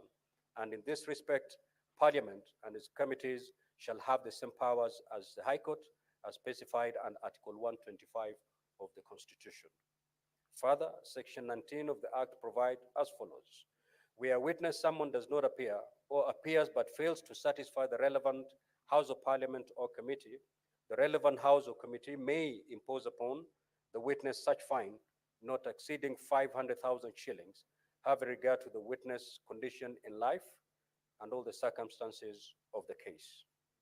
2, a person may pay the fine under subsection 1 to the clerk of the relevant House, and 3, Parliament or its committee may order the arrest of a person who fails to honor a summons. Additionally, Section 27(1)(a) of the Act provides that a person commits an offense where the person, having been duly summoned in terms of Section 18, fails without sufficient cause to attend at the time and place specified in the summons, or remain in attendance until excused from further attendance by the person presiding at the inquiry. Now, under Section 27(2), a person who commits an offense under subsection 1 is liable on conviction to a fine not exceeding 200,000 shillings or to imprisonment for a term not exceeding 6 months or both. Honorable Senators, the exercise of the powers under Article 125 of the Constitution by Parliament has been the subject of judicial consideration. For instance, in International Legal Consultants Group versus the Senate, 2014 EKLR, the court held inter alia, it is not in doubt that the Senate is conferred with the powers to summon any person to appear before it to give evidence or to provide information within its constitutional and statutory mandate. The powers to summon by the committees are equivalent to those of the High Court. In the same decision, the court found that the constitutional power to summon must be respected by all public officials at all times. The court further stated that summons should be a remedy of the last resort after attempts, consultation, or mediation have failed, and where it is clear that a county governor and all county officials have declined an invitation by the Senate or its committees to answer to matters oversight of county funds. Honorable Senators, from the foregoing, we may observe that Article 125 of the Constitution, as read together with Section 18(1) of the Powers and Privileges Act, Parliament and its committees have the power to summon any person to appear before it for the purpose of giving evidence or any information. In this respect, Parliament has the same powers as the High Court to enforce the attendance of witnesses and examine them on oath, affirmation, or otherwise. Although the courts have held that the power to summon under Article 125 of the Constitution should not be exercised in an arbitrary or capricious manner and should be preceded by attempts at consultation and mediation, it is clear that the various committees of the Senate have made several attempts to invite the governor to appear before issuing the summons. In both instances, the governor has failed to appear in a clear disregard of the Senate's power under the Constitution. This conduct with the governor not only undermines the rule of law, but obstructs the Senate from discharging its role as the protector of counties under Article 96(1) of the Constitution and the primary organ of oversight on the use of public funds by county governments under Article 96(3) of the Constitution. This is not acceptable. It cannot be allowed to continue. Honorable Senators, in light of this, I therefore guide all committees which had issued summons to the Governor of Isiolo to appear, and in which the Governor failed to appear, to liaise with the Inspector of Police as a matter of urgency and require the Inspector General of Police to produce the Governor before the respective committees at a determined date and time. This is not a favor. This is not a favor that the Senate or its committees are asking of the Inspector General of Police. The defiance displayed by the Governor of Isiolo in respect to invitations and summons of the Senate cannot persist. The Inspector General of Police must, in exercise of his mandate pursuant to Article 245(2)(b of the Constitution, extend the necessary support to the committees in order to secure the appearance of the Governor. It is also expected that if recourse to the courts becomes necessary, such action will robustly be pursued in courts as well. It is also open to the Honorable Senator for Isiolo, and indeed any other senator, to use the legislative mechanisms available and our standing orders, including a censure motion, to deal with the errant conduct of the Governor of Isiolo. I thank you.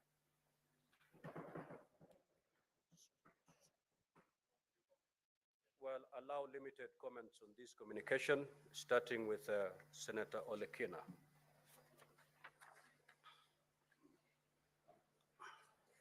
Mr. Speaker, let me first of all acknowledge the good work that Senator Dulo has been doing for the people of Isiolo. Mr. Speaker, if it wasn't for her diligence in ensuring that those people get their services, those hospitals are open, which are now shut, that the people get services, we would not be discussing this matter. This is unprecedented, Mr. Speaker. This is the first time that your chair has actually almost censured a sitting governor. This House protects devolution. This House, the framers of the Constitution, gave it powers to be able to ensure accountability, a fiduciary responsibility on those who are given that responsibility by the citizens.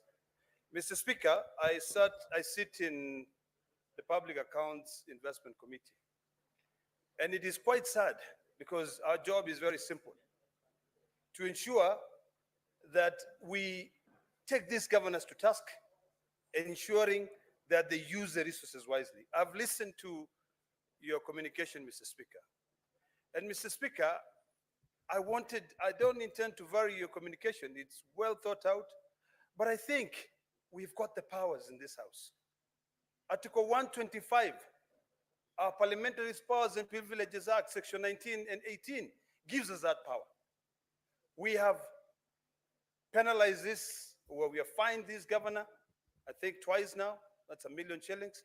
We want to know whether that person, whether he has paid that to the clerk of the House. Mr. Speaker, we have a police station which is domiciled in the presence of Parliament. Why can't we authorize that? I know the law does not allow us to direct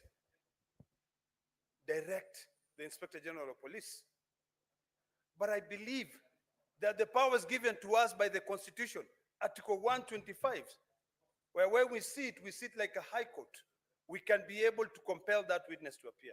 Mr. Speaker, in the last Parliament, we worked closely with the Ministry of Finance, and we were able to stop certain funds from going to a particular county. I think, Mr. Speaker, with your position and the powers given to this House, we can be able to take the same direction. I know, I think Article 255, or is it 225, lays out the procedure on which the Cabinet Secretary can stop funds. But this time around, we have got to think out of the box. We've got to be unorthodox in our thinking in order to be able to defend devolution.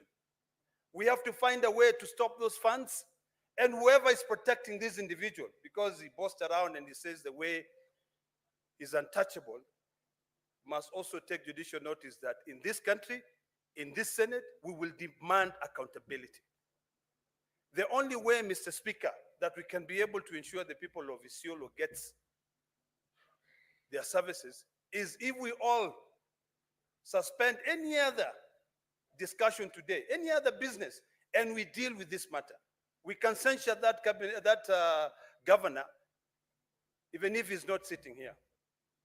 Mr. Speaker, we talk about separation of powers between the three arms of government. I believe, with the spirit of cooperation, that we can be able to engage these other two arms of government, the executive and the judiciary, to be able to come up with a methodology in which we can be able to demand that this individual is brought to this house, this individual is penalized, and the people of Isiolo can be able to get their services. Yesterday, Mr. Speaker, I was watching a video of a young lady in Isiolo who was taken to the hospital. She was in ICU for 25 days. And she had to be told, go home, because the hospital is closed. Seriously? We can sit here as senators and allow devolution to die? Allow people to be able to thumb chest and say that they are untouchable? I think it's about time that we remind these governors that power is transient. Today you are so powerful, tomorrow you are nothing. You know, literally nothing. Mr. Speaker, to use the Swahili word, hii ni dhuluma. You know, this guy is really, I don't even know what to say. You know, he's so drunk with power, he's humiliating his citizens. He was not elected to be able to go there and make people suffer. We must remind these people that power is transient. And this Senate is powerful. We've been reminded so many days that we are powerful. We're going to be sitting here tomorrow discussing the issue and impeachment of a deputy president. And you still say that we don't have power? Mr. Speaker, let us use this police station, which is domiciled in parliament. We should not just see police here sitting, you know, trying to protect parliament. The only way you can be able to protect devolution is by making sure that you call these people to account. Finally, Mr. Speaker, I want to request the Inspector General of Police, who I believe is a fine gentleman, who I believe is someone who is committed to ensure that there is discipline in this country, to expeditiously, you know, go and make sure that that governor is taken to jail. Because you cannot violate Section 19 of the Public or the Parliamentary Powers and Privileges Act. You cannot violate summons from this Senate and you continue there. And yet this is the same Senate which is fighting for you to get money. Seriously. That is completely ludicrous. So, Mr. Speaker, I hope that everyone here today, let us not talk about anything else. Let us censure this person and make sure that we use all the powers that we have to make sure that the people of Isiolo get what is rightfully theirs. Thank you, Mr. Speaker. Senator Wamatenga. Thank you very much, Mr. Speaker, sir. I also like to support the motion and the communication you've just made. Mr. Speaker, sir, indeed a very sad affair that we are chosen and elected by electorate. What is so disorderly about Senator Wamatenga majority? Apologies to Senator Matinga, Mr. Speaker, but I just wanted to request if you could guide, given that this is a matter that I know many senators will want to speak to, if we could provide guidance on time so that we get as many of our colleagues a chance to speak to it. Okay, honorable senators, we need not to go on a vote on this. We can agree on a consensus. 3 minutes. 3 minutes? 3 minutes it is. Senator Matinga, your time starts running from now. Thank you very much, Mr. Speaker, for giving this opportunity. Indeed, when we campaign in this country, we promise all kinds of good things to our electorate. It is very unfortunate that some of us get in the office and they forget the very same things that we promised. Mr. Speaker, sir, I've heard from my neighbor here, the senator from Marsabit, his frustration with the governor for Isiolo. He has issued many invitations, but he has ordered none of them. Mr. Speaker, sir, We are elected as leaders to sit down and listen together. At times, the issues that we invite governors and other officials to appear before our committees are not intended to serve our own interest, but the interest of the community and the society of Kenya.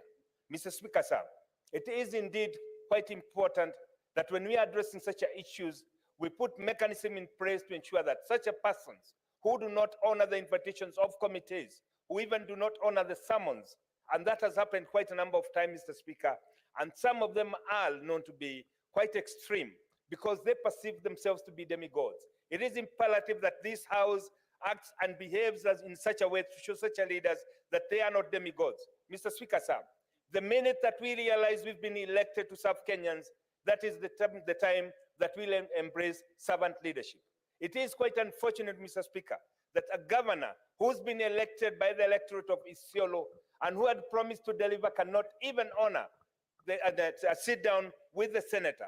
And this, Mr. Speaker, sir, it is the only way to ensure that we deliver a service to our people through collaborative, participatory approach that requires the leaders to sit down together, reason together, and come up with an amicable working solution that addresses the issue of our people.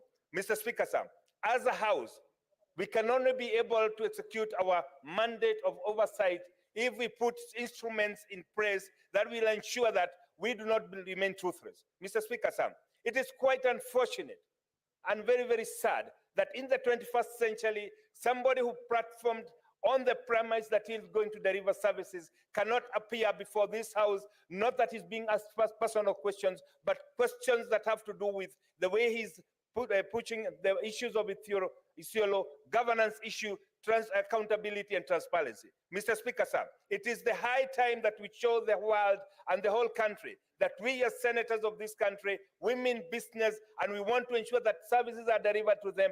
And the only way to do that, Mr. Speaker, sir, is to bite and bite very hard. Mr. Speaker, sir, we didn't say that we can tell or request the IG to bring such a person and or any other person before the committee. We must do it, Mr. Speaker, because if we fail to do that, Mr. Speaker, the role of this House that has been given to us by the Constitution of Kenya will remain unexecuted because we have arrogant people. Senator Osotsi. Thank you, Mr. Speaker. Mr. Speaker, it is very unfortunate sitting here and listening to the level of impunity by a governor who has refused to attend several committee invitations.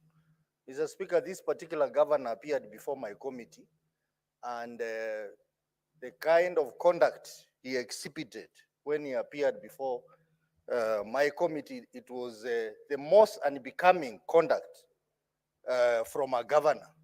He almost exchanged with some of the members who are asking valid questions on matters to do with governance in Isiolo County.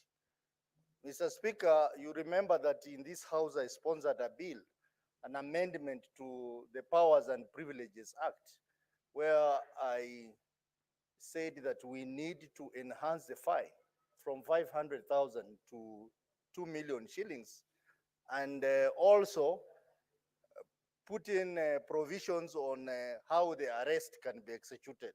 That bill was passed by this House, and that bill is lying in the National Assembly. Maybe at this point, we would wish the National Assembly to speed up the passage of that bill so that we can deal with matters like this of Isiolo. Mr. Speaker, I think some governors take it like a crime if we invite them to appear before Senate. They think that we are punishing them. Mr. Speaker, we are simply doing our oversight role as per Article 96 of the Constitution. So I want to thank those governors who have honored our invitation in our various committees and appeared and answered questions affecting their counties. But there are others who, when invited, Mr. Speaker, they try and use all manner of excuses not to appear. That is against devolution, which this House under Article 96 exists to protect. I think, as Senator Dama said, I think it's a high time we have a censure motion on some of these governors.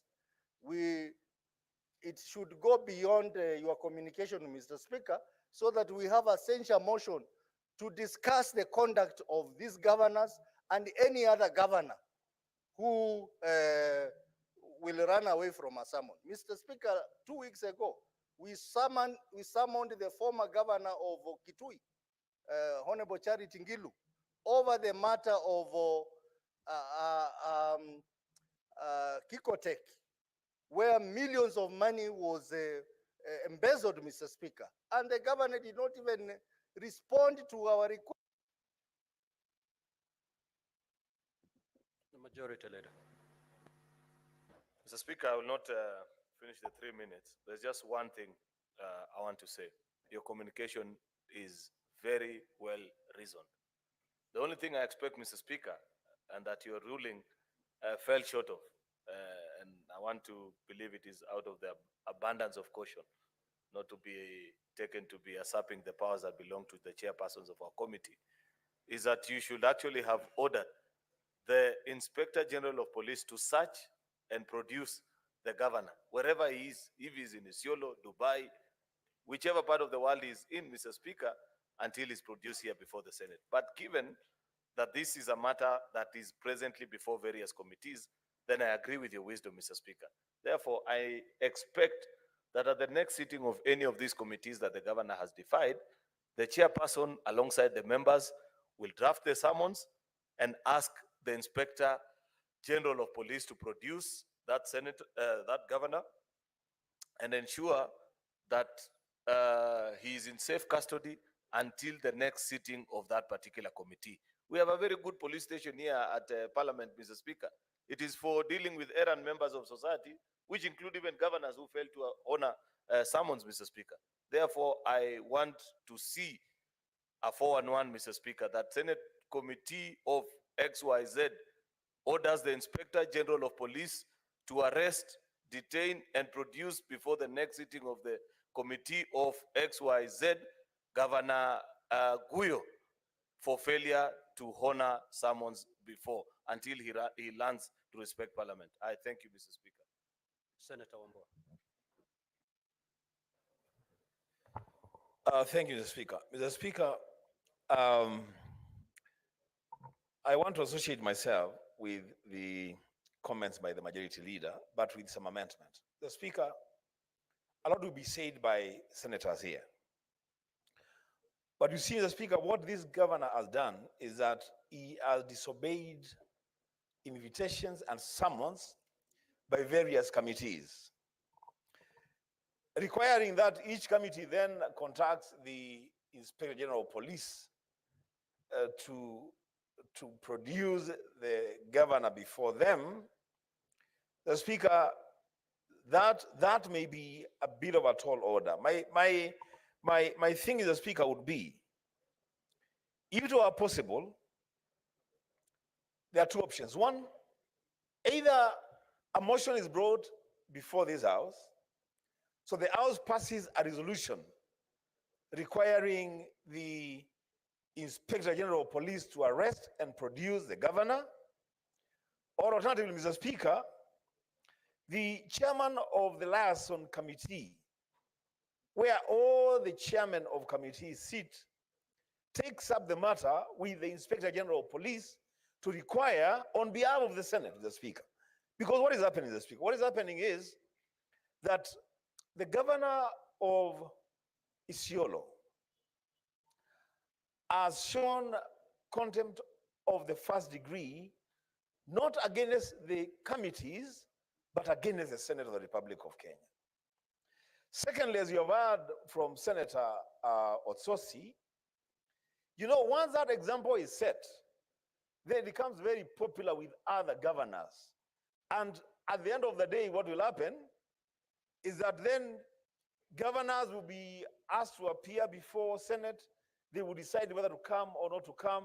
Mr. Speaker, let this Senate, in this case, ensure that the governor of Isiolo is physically arrested and locked up in the cells in the Senate police station and produced before a plenary sitting of the Senate, the Speaker, so that he may serve as an example to other governors who are also wayward, who have no respect, who don't honor summons and invitations by committees of the Senate. Mr. Speaker, Article 125 of the Constitution is very clear, 125 2A, that a House of Parliament or any of its committees can enforce the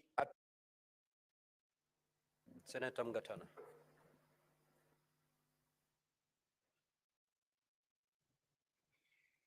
Mr. Speaker, actually my note was on order 11, so I will pass.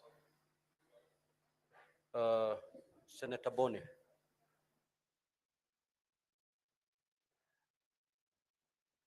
Thank you, Mr. Speaker. Mr. Speaker, I do appreciate and congratulate you for that communication. And my contribution is just in two parts, Mr. Speaker, to request governors to remember or to realize that devolution did not just happen in this country. Men and women of this republic made sacrifices, people lost their limbs, people lost their properties, people lost their lives.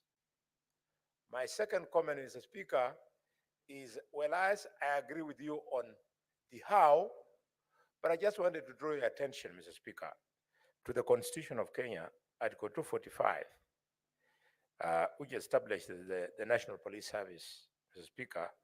And in this article, there is Part 4, which, Mr. Speaker, says that the Cabinet Secretary responsible for police services may lawfully give a direction to the Inspector General with respect to any matter of policy for the national state, but no person may give direction to the Inspector General in respect of investigation, and enforcement matters, Mr. Speaker.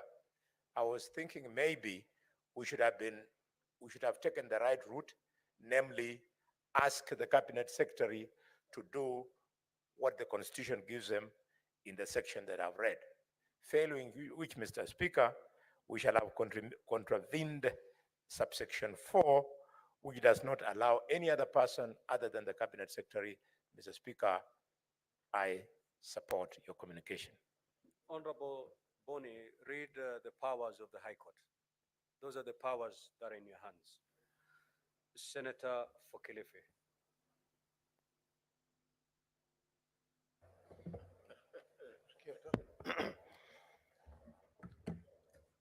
Asante mstahiki Spika. Mstahiki Spika, kitu cha kwanza nataka kumsifu dada yetu Fatma Dulo, seneta wa Isiolo, kwa kuleta malalamishi kama haya mbele ya bunge la Senate. Bwana Spika, ni jambo la kusikitisha sana kuona gavana ambaye ameitwa katika bunge la Senate aje, ama gavana ambaye ameitwa na kamati ya Senate aje ajitokeze na akose kufika. Bwana Spika, ni jambo pia vile vile la kusikitisha kwamba yeye kama kiongozi wa gatuzi la Isiolo ni lazima azingatie sheria na ajue kwamba bunge la Senate ndio linalomshughulikia na kumtafutia pesa ili aweze kutumia kufanya maendeleo ndani ya Isiolo. Bwana Spika, kitu kingine ni kwamba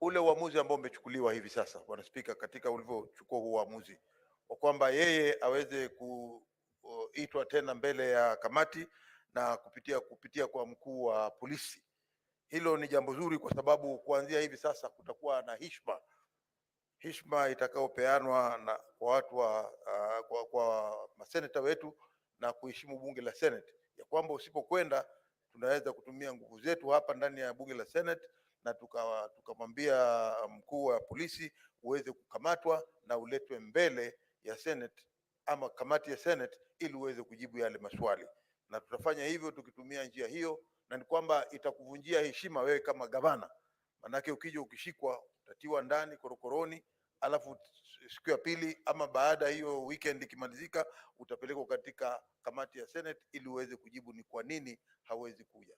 Na hili hatutaki uhusiano kama huo uweze kujitokeza wakati ambapo inatakana serikali ya ugatuzi. Hivi sasa tunawapigania pesa wapate, na hatutaki zipunguzwe, na wao wanafanya tabia kama hizo, na sisi tunaona hiyo si jambo zuri. La mwisho, Bwana Spika, mimi nasema Gavana Guyo aelewe ya kwamba moja wapo katika serikali ya ugatuzi ni Isiolo, na Isiolo si kipochi chake, wala pia vile vile Isiolo si nyumba yake. Aelewe kwamba Isiolo ni gatuzi la watu wa Isiolo, na akiitwa na Isiolo ama akiitwa na kamati ya Senate aweze kujua ya kwamba ni lazima aje afike. Asipofanya hivyo hatua itachukuliwa. Asante sana Bwana Spika. Thank you, Senator. Honorable Senators, we seem to have a problem with with our system. If there are any other senators wishing to contribute to the motion, to the allegations, yes. Very well. By show of hand, we'll start with Commissioner. Asante Bwana Spika kwa kunipa fursa hii. Kwanza kabisa nataka kumshukuru seneta wa kutoka Isiolo, Seneta Fatuma Duro, kwa swali ambalo aliuliza ndiposa tuweze kupata mwelekeo, na tayari Bwana Spika tumepata mwelekeo. Na nataka kumshukuru seneta kwa sababu yeye amekuwa mzoefu na amekuwa kwa muda mrefu katika seneti hii, na maswali ambayo ameuliza Bwana Spika ni swali nzuri kabisa, kwa sababu Gavana Guyo, kile ambacho amehitajika ni yeye kuja hapa katika seneti hii ama kamati ya seneti hii kujibu maswali Bwana Spika. Si maswali ya seneta, ni maswali ambayo watu wa Isiolo wangetaka huduma Bwana Spika, na hayo ndio maswali ambayo yanaulizwa. Bwana Spika, imenivunja moyo sana kusikia kwamba gavana anakuja katika kamati na hakuna jambo anafanya ila kuleta madharau katika kamati Bwana Spika. Nimemsikiza seneta wa Vihiga, Seneta Ostosi, ambaye ni mwenyekiti wa kamati, akisema ya kwamba yule gavana hata baada ya kufika katika ile kamati ni kuonyesha dharau Bwana Spika, ni kama hawafai. Ilhali maseneta hata siku ya leo Bwana Spika tumekuwa tukisema ya kwamba pesa ambazo zinakwenda katika kaunti zetu ni mpaka ziongezeke Bwana Spika. Nilimsikiza Seneta Dulo akiuliza inawezekanaje sisi tunapigania pesa ziende katika gatuzi ya Isiolo, lakini gavana mwenyewe hawezi kuja kujibu maswali Bwana Spika. Nataka kusema ya kwamba uamuzi ambao umetolewa na Spika siku ya leo na kubaliana nao 100% Bwana Spika, na umetoa mwongozo ndio hata magavana wengine ambao wako na zile nia ama zile tabia Bwana Spika waweze kupata funzo Bwana Spika. Na Bwana Spika, sisi vile tunavyofanya katika seneti hii ni kuwakilisha wananchi wa Kenya Bwana Spika, katika gatuzi ambazo tumechaguliwa. Bwana Spika, sioni jambo lolote ya kwamba gavana anaogopa kuja kujibu maswali, kwa sababu maswali ambayo anaulizwa ni maswali kuhusu utendaji kazi wake katika kaunti yake Bwana Spika. Kwa hivyo Bwana Spika, asipokuja inaonekana ni madharau, na nataka kubaliana na Spika vile alivyosema, atafutwe mahali alipo Bwana Spika, na wakati wote kamati itakapokuwa ikiketi Bwana Spika aweze kutolewa Bwana Spika, kwa sababu faini hizi Bwana Spika ambazo amekuwa akitozwa kwake anaona ni mzaha Bwana Spika, kwa sababu atatoa zile pesa katika akaunti za gatuzi zetu na aweze kulipa Bwana Spika. Anatoa mkono huu na kuweka katika mkono huu Bwana Spika. Nataka kukubaliana na nataka kumpongeza tena Seneta Dulo kwa kazi nzuri ambayo amefanya na ametutolea mwongozo. Kwa hivyo Bwana Spika, nasema asante. Senator Kajwang. Mr. Speaker, I'd like to congratulate you for that communication that you have made, and also congratulate Senator Dulo for escalating this matter to the plenary. As a chair of a committee, I have been seized of this matter, and Mr. Speaker, I am one of those chairs or the leaders of those committees that have gone to Isiolo County to carry out our constitutional mandate. Mr. Speaker, when the Public Accounts Committee landed in Isiolo, we were scheduled to have our meetings at the Isiolo County Assembly. The Speaker of Isiolo County Assembly and the entire membership of the Assembly disappeared, including the clerk. We were only left with the sergeant at arms. The governor, whom we had given notice that the Senate would be coming to Isiolo, was a no-show. Mr. Speaker, even the projects that the committee had come to inspect as part of its constitutional mandate, we could not get access to the projects. Mr. Speaker, one of the projects was a market and a county headquarter. The project manager is a Ministry of Public Works. Even the project manager could not get access to those facilities. Mr. Speaker, it must go on record that when we do what we do in committees, it is not vendetta and it is not pursuit for personal glory or any personal gratification. We are doing it because the Constitution requires us to oversight public resources that have been assigned to county governments. I want to say, having visited Isiolo, that the people of Isiolo deserve proper medical services just like the people of Homa Bay. The people of Isiolo deserve representation at the county assembly just like the people of Kiambu or Moranga or any other county. Mr. Speaker, it is obvious that those things are not happening. But we cannot be a house that laments. Mr. Speaker, I perhaps do not agree that this house should be considering a censure motion against a governor because we have the power to impeach a governor. And so we cannot initiate the process that will lead to that impeachment. But what our clerks must do for posterity is to advise senators on the concept of contempt of parliament. Mr. Speaker, the directions that parliament gives in the event of contempt are still subject to judicial review. And yet contempt of court is not subject to any other review. Contempt of the executive is met with dire consequences. We have put ourselves in a position of weakness, Mr. Speaker, by subjecting issues of contempt of parliament to review of other bodies of judicial review. Mr. Speaker, in other jurisdictions, subpoenas are issued and the Inspector General of the head of the police has a responsibility to execute them. Let us not lament. The Inspector General of Police was vetted by this House. Order, senators. Senators, order. Let's listen to Senator Kajwang. 1 minute to conclude, Senator Kajwang. Mr. Speaker, the Inspector General of Police was vetted by this House. And someone who's an appointee of the Senate cannot then have the guts to defy legitimate instructions and directions of the Senate. And Mr. Speaker, Senator for Kakamega, Senator Khalwale, has gone down in history as having led a march to the office of the Inspector General of Police. We should never appear helpless. Mr. Speaker, finally, I want to encourage the citizens of Isiolo to go to the County Governments Act and push for a motion for suspension of that county government because the activities of the governor and the ruling class in Isiolo are contrary to the common good of the people of Isiolo. However, Mr. Speaker, this conversation should not be localized to one governor or to one county. This is a problem that we are seeing across several other counties in the 47 county governments. And we need a solution. We need to strengthen the consequences for contempt of parliament without subjecting them to judicial review. Thank you, Mr. Speaker. Thank you, Senator. Senator Ali Roba. Thank you very much, Mr. Speaker. I stand here as a governor who has served 10 years and who has appeared before various committees, including that of Senator Kajwang, severally. One thing, as a governor from my region of Northern Kenya, it's a bit embarrassing when you're invited by various committees and consistently you fail to appear, including the committee I chair.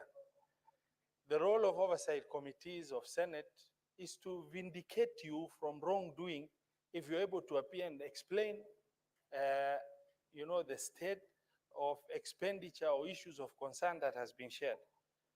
My worry is, what would the governor tell the people of Isiolo County as the reason for failing to appear before various committees of the Senate?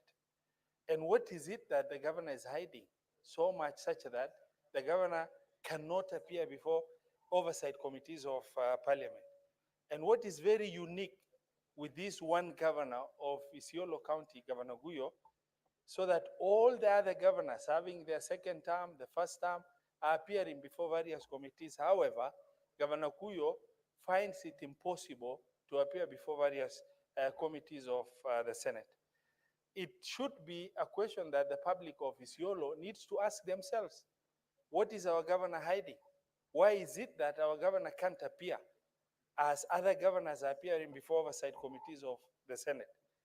Because the opportunity to be able to appear and explain issues of concern that has been raised on behalf of the public of Isiolo is an opportunity that any leader, with sound mind at this level of a governor should be able to take that opportunity to freely come without being persuaded to come, unless there is something very serious that he's hiding, or he can't appear because he's ill prepared to be able to appear.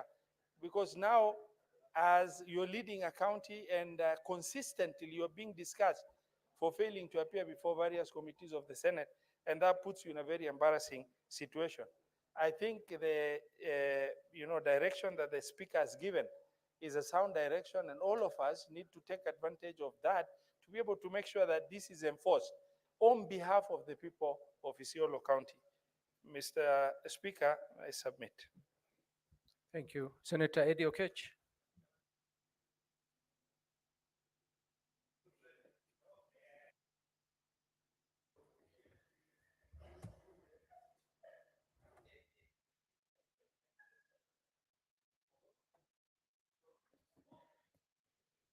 Thank you, Mr. Speaker.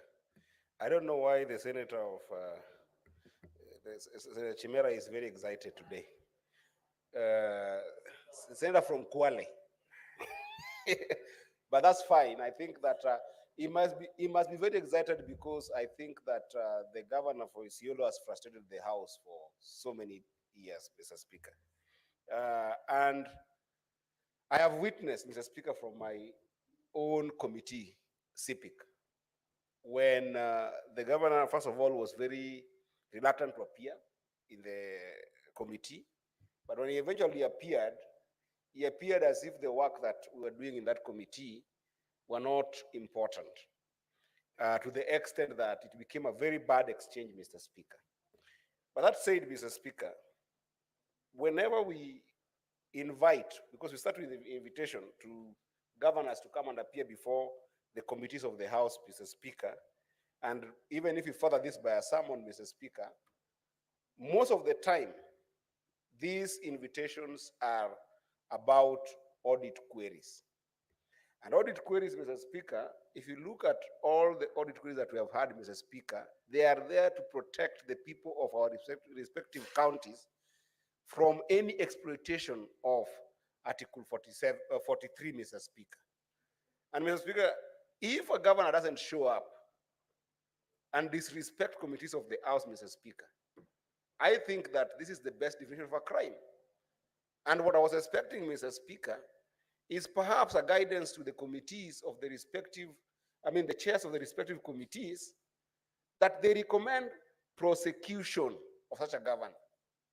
Because I don't think that having Inspector General of Police bring a governor who is rogue, who is exploiting his people, who is not performing for his people, who is actually wasting the resources of his people, and you want someone to appear before us, and he doesn't show up, just bring him before us doesn't help the people to get their services. Let the chairpersons of these respective committees recommend prosecutions, and let those recommendations come in form of a report to this House. Let us ratify those reports through the process of debate and consideration in this House, and let us forward the recommendations to DPP and recommend a prosecution. And I hope that Governor of Isiolo will be the first one to face the wrath of a House of Parliament that protects the people against such exploitation. So, Mr. Speaker, let recommend prosecution of this governor. I think Senator Gloria. Thank you, Mr. Speaker. Allow me first to raise a point of concern, Mr. Speaker, on our systems, Mr. Speaker. We really need to figure out how to deal with this issue of our systems, because we are facing a very important issue tomorrow. And if it happens that every time we are queuing to speak and suddenly the system drops and then we are subjected to, either not offer our views, Mr. Speaker, we will not be doing justice to the people that we present, Mr. Speaker. So I don't know what plans the Secretariat, the Clerk's office, the people in charge have for tomorrow, but it can definitely not be that when we are ready to speak, the systems drop. It looks a little bit awkward, Mr. Speaker. On the issue of the governor of Isiolo, Mr. Speaker, I want to say that as a member of the Labor Committee, we actually had summoned the governor because he has allegedly employed over 45 advisors, Mr. Speaker, contrary to what is allowed in law. And you can see the level of impunity. If it is true that indeed he has employed over 45 advisors and he has refused to submit himself before the Labor Committee, Mr. Speaker, we are 100% sure that there's a lot of other monkey business going on in Isiolo, Mr. Speaker. And in fact, when we were issuing the summons of arrest from the Labor Committee, it was in the interest of the people of Isiolo, because if we as a Senate committee cannot trace where the governor is, for sure the people of Isiolo have no clue where their governor is, Mr. Speaker. And therefore, I think it is imperative that even in future, if we amend the powers and privilege, if we amend the standing orders, that it should be imperative that at the points that the first committee has issued the arrest, a letter from the Speaker's office should just initiate that the culprit be arrested on the spot, Mr. Speaker. So we are looking forward to some action so that we can be able to account for the people of Isiolo. Thank you, Mr. Speaker. Senator James Morango. Finally. Asante sana Mstahiki Spika kwa kunipa hii nafasi. Kitu ya kwanza ningetaka kusema kwamba ni jambo la aibu kwa sababu aliye gavana wa Isiolo Abdi huyo alikuwa mwakilishi wandi wa Matopeni. Ile wakati pia nilikuwa Matopeni wandi. Wakati pia mimi nilikuwa mwakilishi wandi wa Kerugoya, akawa kiongozi wa wengi na mimi pia nilikuwa kiongozi wa wengi, nikakuja Senate na akawa gavana wa Isiolo.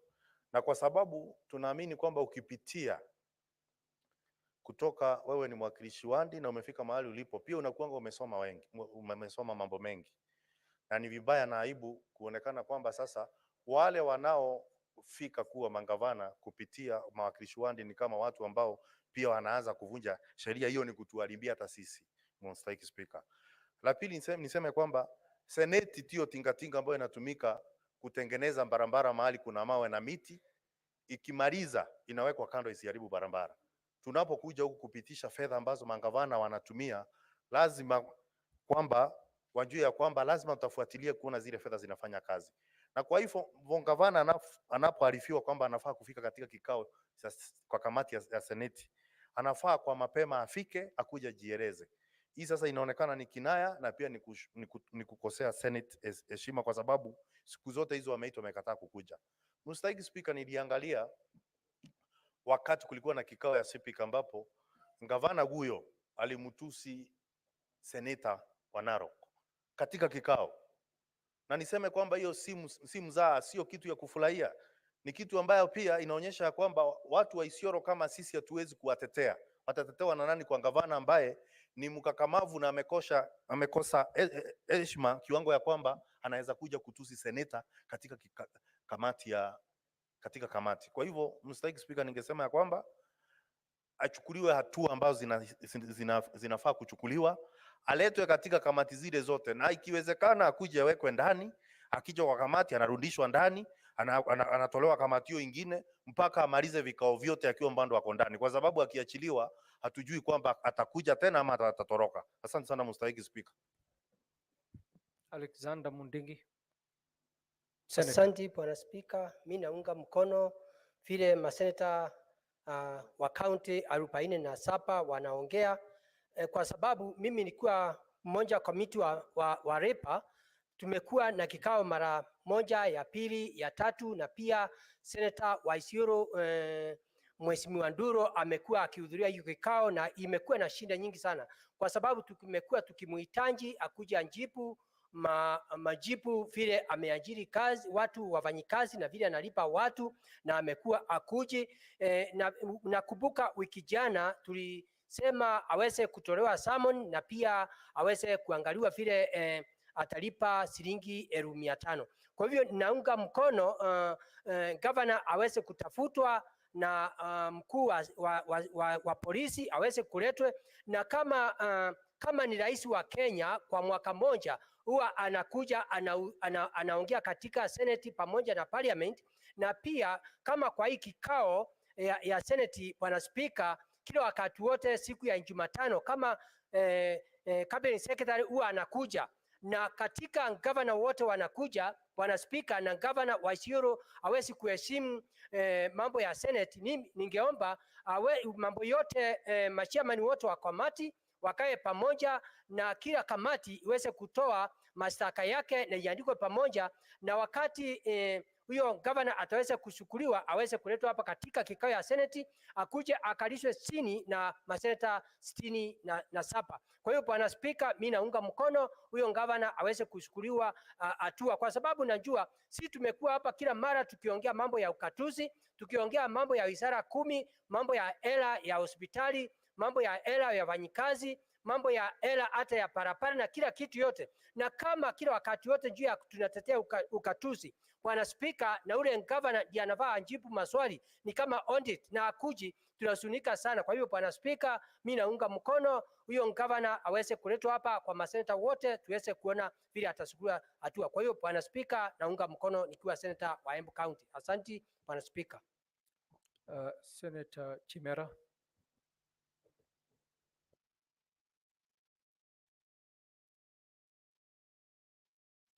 Asante sana Bwana Spika kwa fursa hii. Bwana Spika, ni kupongeze sana kwa ujumbe huu ambao ni muhimu sana katika uendeshaji wa shughuli za bunge la seneti hili. Bwana Spika, kwa kweli gavana huyu kutoka Isiolo amekuwa donda sugu lisilopona. Bwana Spika, nafikiri mimi mwenyewe ni mwanakamati wa kamati ile ya masuala ya usawa, na bunge hili katika mswada wao wa hali halisi ya taifa baada ya yale maandamano ya vijana wa Gen Z, tuliweza kupewa fursa na nguvu na bunge hili kuweza kuwaita magavana wote ndani ya nchi hii ili kutathmini ni hali gani ama ni jinsi gani wamefanya kuhakikisha kwamba vijana katika nchi hii wanapata nafasi za kazi, wanapata nafasi za ajira, nafasi za biashara katika kaunti zetu. Lakini la kusikitisha ni kwamba gavana huyu wa Isiolo, Mheshimiwa Guyo, nafikiri amekataa katakata kufika katika kamati ile, na ninavyosikia kwamba pia amekataa kuja katika kamati zingine katika bunge letu hili. Ni jambo la kusikitisha Bwana Spika, na niseme kwamba sisi kama maseneta tunapaswa kupeana ilani kali sana kwa magavana kama hawa na wale wengine ambao pia wanapania kutoheshimu amri ya seneti. Jumba hili la seneti kwa mara ya kwanza sasa nafikiri jumba ambalo limepata hadhi yake, lina sifa yake kedekede, na vile vile pia linafuata sheria kuhakikisha kwamba ugatuzi kweli umeonyeshwa katika kaunti zetu kule mashinani. Mimi naomba tu kwa wale magavana ambao wanataka kuenda njia hii ya gavana wa Isiolo, tunawapa ilani ya kwamba sisi kama maseneta, ikiwemo mimi seneta kutoka kaunti ile yangu ya Kwale, hatutalala katika kazi yetu, hatutazembea. Tutahakikisha kwamba wewe kama gavana ambaye unapata fedha ya serikali ya umma kumfanyia mwananchi kazi, utaweza kuwajibika, na ni lazima ufike katika kamati zetu za seneti hili uweze kujieleza, na si kwamba tunakushutumu. Sielewi kwa nini gavana huyu Bwana Spika anaogopa kuja katika bunge letu hili.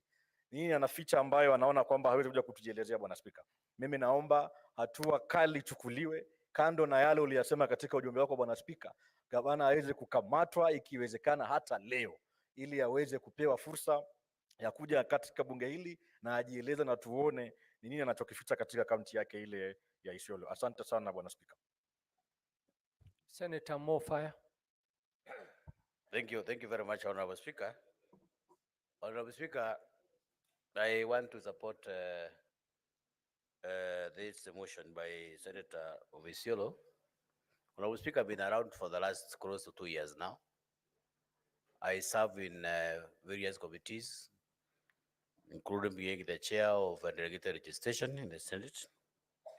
Madam Chair, I have observed with a lot of dismay that there is purported emergent overrated rivalry between the governors and senators for no apparent reason. No, Honorable Speaker, oversight is a constitutional obligation. Senator Duro is not pursuing her own interest for that matter. She is doing what is exactly enshrined in the Constitution. So the governor of Isiolo is not, the rivalry is not between the governor and the senator. The rivalry is between what the Constitution really dictates. That the governor has to obey the summons, the invitation from various committees. And you know, Honorable Speaker, I have observed that quite a number of people who have served as members of parliament, who have served as members of the Senate, who have served as the members of the county assembly, are very defiant and raw when it comes to appearing before Senate committee. I don't know for what reasons. So, Honorable Speaker, I think it's important for us as a house to make some very serious regulations to that matter, because I think if we don't tame these governors, and I know it is very sad, Honorable Speaker, even some of us who are making a lot of lamentation in this house, today, tomorrow, if you become a governor, I will be surprised to see that quite a number of us who might be governors tomorrow might be following the same path. So that's when you're invited in these communities, you just defy, because you know so and so who has been your colleague maybe in the previous regime is the chairman of that committee. So, Honorable Speaker, let's not run away from making sure these things are individual. It's about the constitution. So the governor for Isiolo must be compelled to make sure that he appears in every committee in his house. He must be compelled. We have a committee called National Cohesion Integration Commission, which is run by Senator for Marsabit, Honorable Chute. I remember we have filed several invitations for Governor of Isiolo, which has not been observed. He identified all those invitations. So, Honorable Speaker, I think it's important we make sure that we stamp our authority over these invitations and make sure that we don't dilute the essence and the very best interest of the devolution for the interest of our people in our relevant counties. I support Honorable Speaker. Senator Tabitha Mutinda. Thank you so much, Mr. Speaker. And let me start by really appreciating Senator Foisiolo, Senator Dulo, for bringing this motion before this House. It's very important.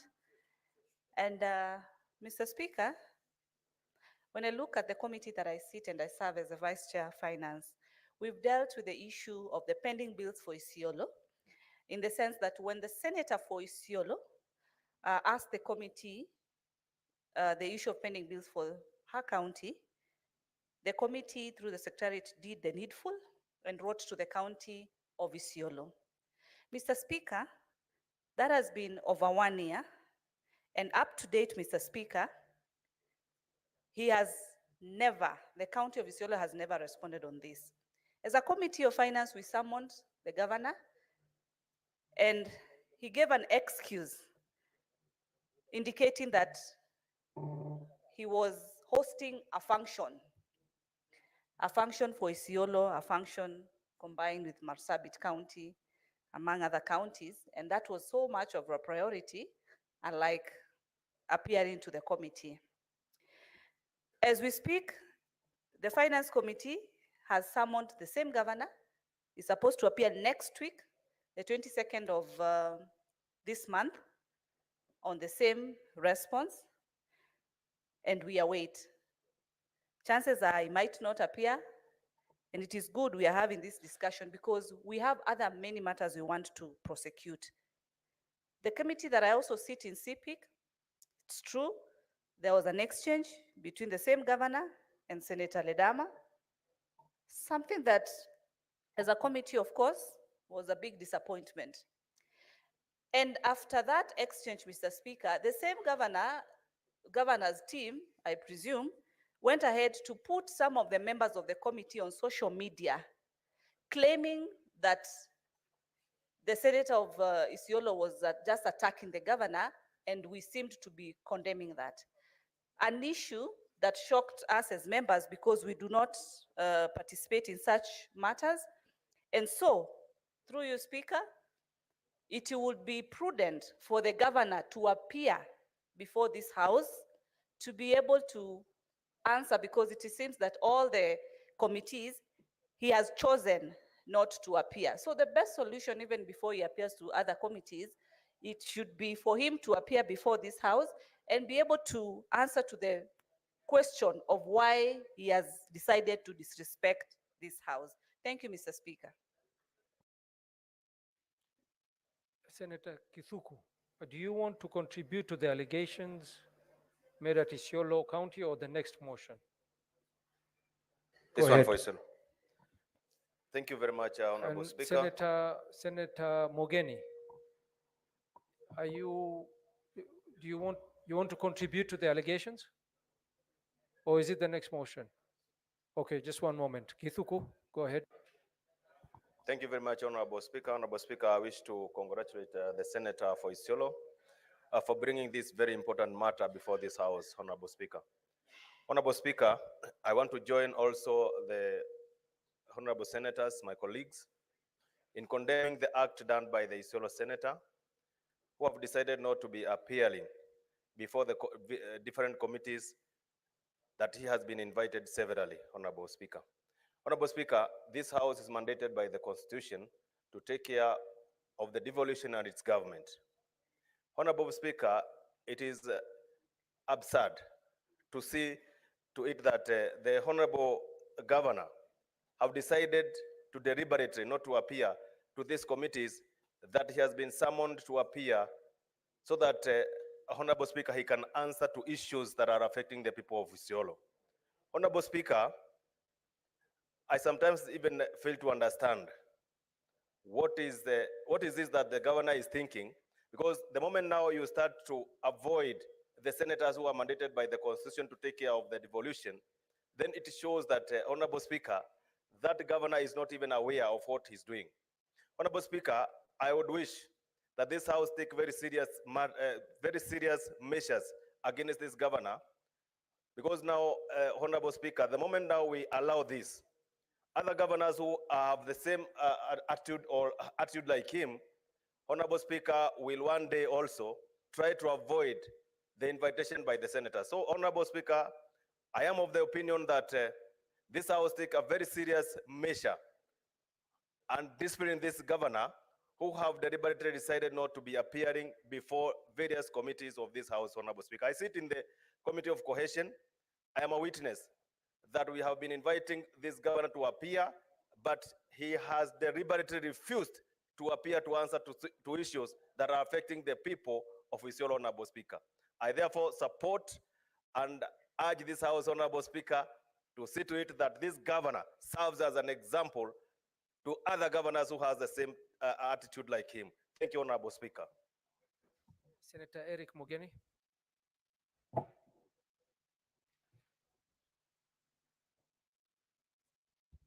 Yes, thank you, Mr. Speaker. Mr. Speaker, you know, we are facing a very bad crisis. That a Senate of the Republic of Kenya, Mr. Speaker, is this afternoon discussing a conduct of a governor who has refused to respond to summons issued by the Senate. Mr. Speaker, even in the most advanced democracies, you can never, Senator of Isiolo, refuse to respond to summons of a House, more so a Senate. If you look at history, Mr. Speaker, you know what brought down President Richard Nixon. He was given summons by the Senate that was looking into his impeachment. The Senate ordered him to produce tapes that had some information on the Watergate scandal. He refused. He went to court. He waived immunity. The court sided with the Senate and directed President Richard Nixon to tender those tapes to the Senate. And it's the incriminating evidence that was in those tapes that made Richard Nixon to resign. So if a president of a superpower like United States of America can respect summons issued by an equivalent house, Senate of the US, what about this guy called Governor Guyo? I mean, we must rain down on this character. Mr. Speaker, we cannot accept the power, the authority of this House to be whittled down. We cannot accept. Senator Cheragay is a lawyer, you know it. In fact, if you read the American Constitution, they don't have the kind of powers that we have as the Senate of the Republic of Kenya. The Constitution does not mention that the Senate of the US is like a high court, like the way ours mentions. So if need be, this is a guy that should be arrested and be brought here by none other than the commissioner. Because, Mr. Speaker, when you summon a governor, it's not a play game. You want to see some documents, the information you want to see, their records. How then can we be said to be a body that can oversight counties if we cannot have the privilege of asking for documents and they are brought to us, Mr. Speaker? I'm speaking with a lot of pain, Mr. Speaker, because this should not happen in a democracy, more so with a very progressive constitution like the one we have. I hope we are going to go a little bit further and even summon the Commissioner of Police to appear here and tell us why he cannot arrest this governor and bring him before this House. We must show, Mr. Speaker, that we have teeth. We are not a toothless bulldog. We must demonstrate to the governors, more so this governor, Guyo, governor of Isiolo, that this House has got teeth and the powers we have are powers equivalent to the High Court. Mr. Speaker, if I get summons from the High Court, I will even skip the session tomorrow. If I'm summoned to appear before the High Court tomorrow, I'll go running. And that's what happens in the US. When you receive subpoenas in the US, you stop everything and respond first to the Senate. In fact, it's worse not to go than even receiving summons. So I support, Mr. Speaker, that we need to do something. And I really support the passion with which the senator of Isiolo has fought to ensure that there is transparency, that she also does her role of oversight effectively against a governor who thinks that is law unto himself. I support, Mr. Speaker. Thank you, Senators. We proceed to the next order. Clerk.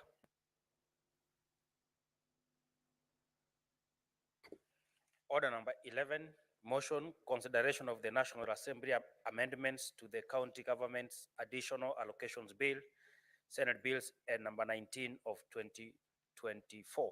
Resumption of debate. Resumption of debate. Senator Cherargei.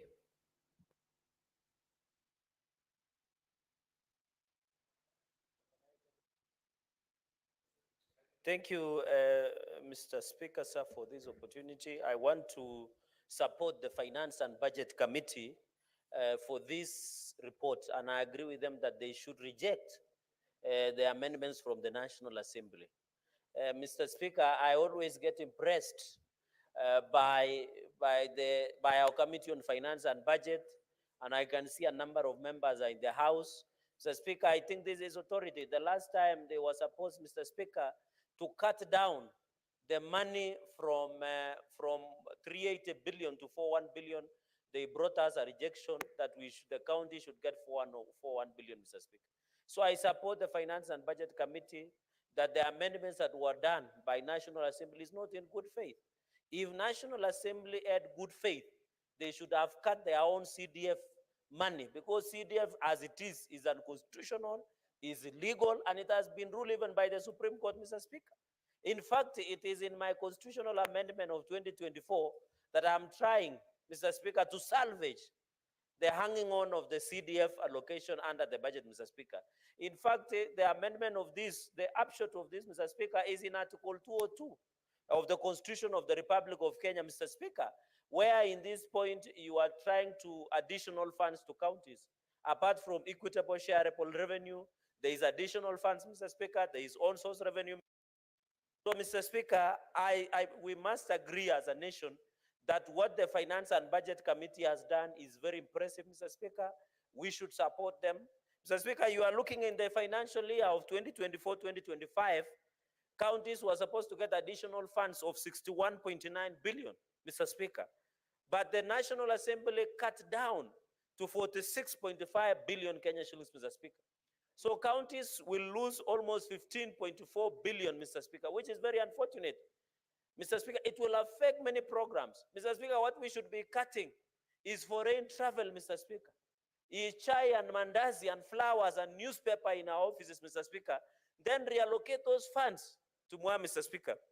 Because, for example, Mr. Speaker, if the counties were to lose 15.4 billion, for example, if they cut it to 46.5 billion, Mr. Speaker, counties like the one we were discussing is Isiolo, Elgeyo Marakwet, Nyamira, Mr. Speaker, Tarakanidhi, will lose 528.1 million that was supposed to be used to support the construction of county headquarters, Mr. Speaker.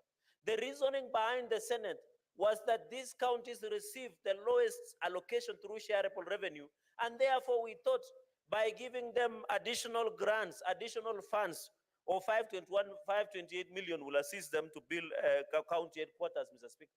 And I remember we did visit Isiolo. The headquarters was talked, Mr. Speaker. We went to Nyamira, Mr. Speaker, with Senator Okongo Mugeni, and I wish he was listening. He was my lawyer when I was struggling in those days, Mr. Speaker. And he defended me, Mr. He took us to Nyamira County headquarters when Governor Amos Nyaribo, may his soul rest in peace, was still the governor, and we went under devolution committee. Oh, yeah, sorry, sorry. The late Nyagarama, sorry, Mr. Speaker, the late Nyagarama, he was still the governor, he passed on, Mr. Speaker. My apologies. I didn't intend, but it is a slip of the tongue, Mr. Speaker.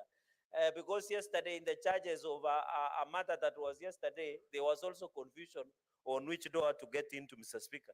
Even in mineral royalties of 1.1 billion. For example, in Nandi, Mr. Speaker, we have mining in Kareba gold mine. We have mining across Nandi. This 1.1 billion mining royalties, Mr. Speaker, would have been significant in allocation and development of those areas, Mr. Speaker. You know, there is destruction of environment, there is pollution, Mr. Speaker. We should have allowed 1.1 billion, Mr. Speaker. Another important issue is road maintenance levy fund, Mr. Speaker, of 10.5 billion. Mr. Speaker, are you aware, Mr. Speaker? Mr. Yes. Speaker, are you aware? Beatrice, what is your point of order? Honorable Speaker, my point of order is on Standing Order 41 on the quorum during the proceedings of the Senate. Honorable Speaker, do we have a quorum to proceed as a House?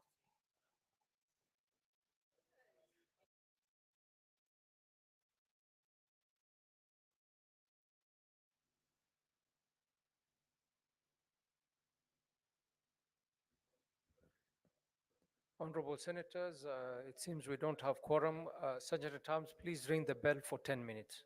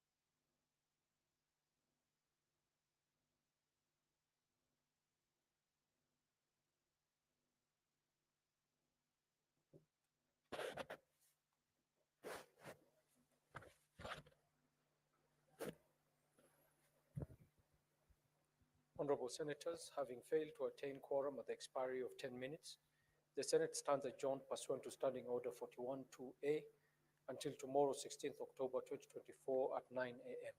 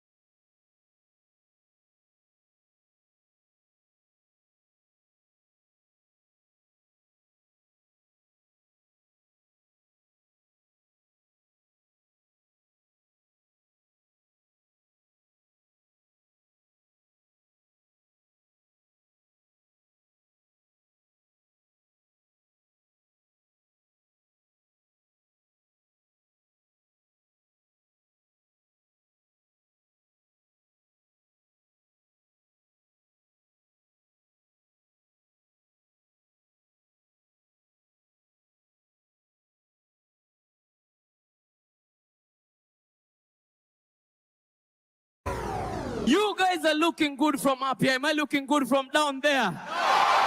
If you know you're a lady and you look amazing and you have the cutest smile in the building, can you just tell me, "Aww"? In fact, kama we ni msichana na umekaa kando ya mwanaume mwenye hana ndevu, tafadhali mgeukie na umsalimie sasa sister.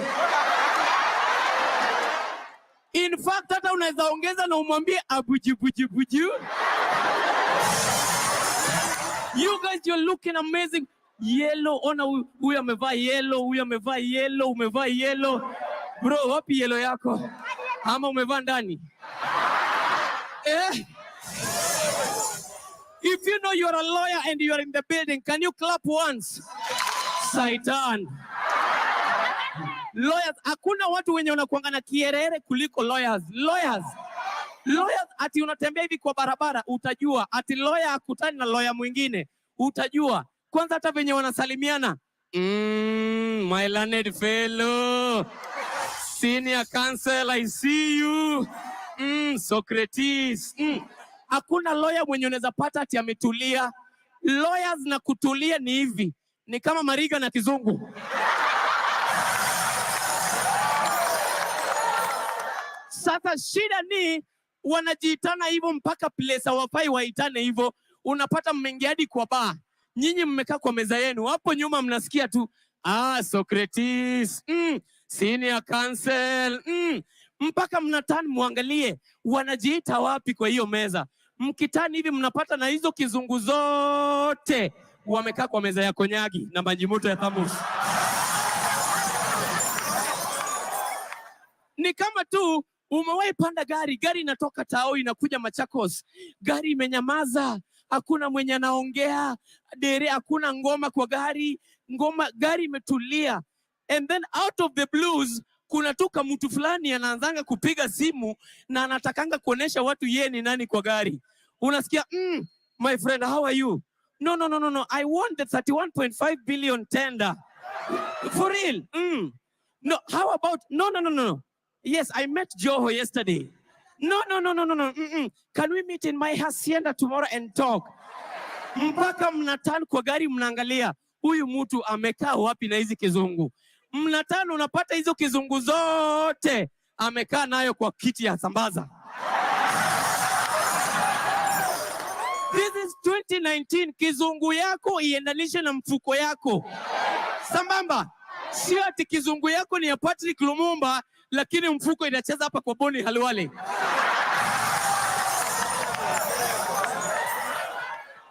Tuko sambamba? Unaona, ni kizungu is just a language. Like the other day, nikapigia msichana fulani simu, akamua anataka kung'ara na mimi. Nikamuuliza very simple thing, baby girl, what are you having for breakfast? Akaniambia, baby, I'm having shepherd's pie with a generous amount of pepperoni sauce. Nikasema shepherd's pie. Nikajiuliza, hii shepherd's pie, juu pie najua, shepherd najua ni mchungaji, lakini zikiekwa pamoja hii ni nini? But I said, my mom taught me, if someone gives you an answer that you don't know, give them an answer that they don't know. Nika akaniuliza, and you baby, what are you having for breakfast? Mimi ya kuku denja. Nikasema, this is my time to shine. Nikamwambia, baby girl, kwanza nikachukua pause kwa simu, nikamwambia, baby girl, I'm having honey glazed nuts with a generous amount of jalapeno lipids. Hiyo ni njugu na uji.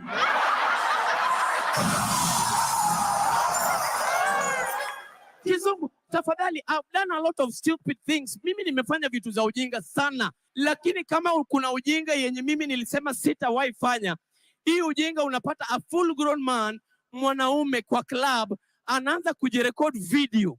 To make matters worse, anajirecord using boomerang. Madem, mnajua ile boomerang, si ndio? Ile yenye mnakunyanga zile za. With HoneyBook, you can make sure your marketing business is as polished and professional as you really are. Here's how. I'm Millie, a content creator coach and business owner. If I had to start my business from zero, I would have focused on building out my client experience with HoneyBook. HoneyBook is a client flow management platform for anyone working with clients. Think about how you're managing your clients right now. Email 20 times a day, invoices here, contracts there, 20 tabs open up in your browser. But imagine a system that manages your projects and clients for you, automate tasks and manage contracts, all within a single platform. You can probably agree that replying to emails takes up the most of your time, which is where features like HoneyBook AI and the AI Composer comes in handy. When moving your business to HoneyBook, you're enabling yourself to have better client relationships and the freedom to focus on the parts of your business that bring you the most joy, or even take breaks when you need them the most without having to miss a beat. Start your free trial at honeybook.com to say goodbye to busy work and hello to the parts of your business that excite you the most.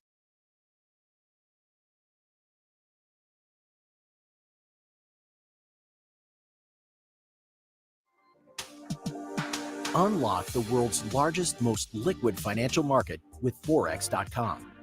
Forex, or FX, involves trading one currency for another.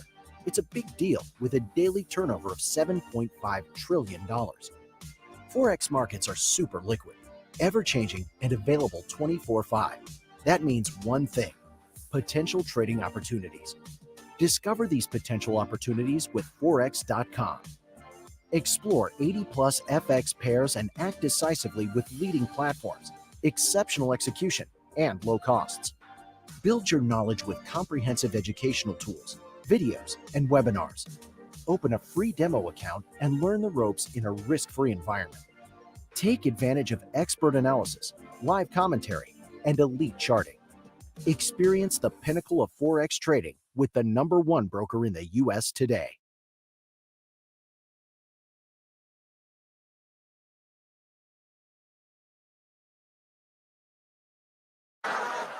So unapata a full grown man, mtu mwenye akona ndevu, ati amesimama yeye pia anajirecord through boomerang, ati anaguza ndevu zake ati. Nikakaa chini, ladies, do you know it's a mistake hata mwanaume kupiga selfie? Do you know it's a mistake mwanaume kujiangalia hata mbele ya kioo? Ati mwanaume unaamka asubuhi ati unajiangalia kwa kioo venye unakaa saitan. Mwanaume amka asubuhi, piga viatu rangi, brush meno, kunywa chai, toka, wachana na kioo. Wewe enda, tembea tao, tembea tao, tembea. Lakini ukifika mahali kuna jam, simama, jiangalie na dirisha ya gari. Tuko sambamba? I want to talk about this issue ya fair once and for all. Director nipe kamera. Bas, thank you very much. Wacha nitumie hii. Story ya fair. What is the problem ukitumia msichana 3,000? What is the problem ukitumia msichana 5,000? What is the problem ukiweka msichana kwa ndege umwambie come and see me? That's why madem mnaniangushanga mahali moja peke yake. Unapata dem anapiga story na madem wenzake, unasikia, Njesh, you know what? I want a guy who will ensure that I have breakfast in Paris, lunch in Ohio, supper in New York. Saitan, utapata wapi na utaki Mjaluo?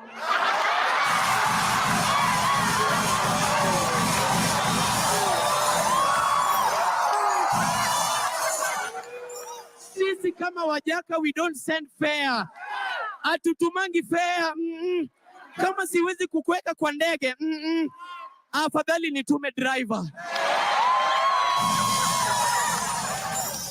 Hata kama ni Wanduthi. Driver ni Yes, unapata hii maneno ya unapata mwanaume anakomplain, msichana amekuambia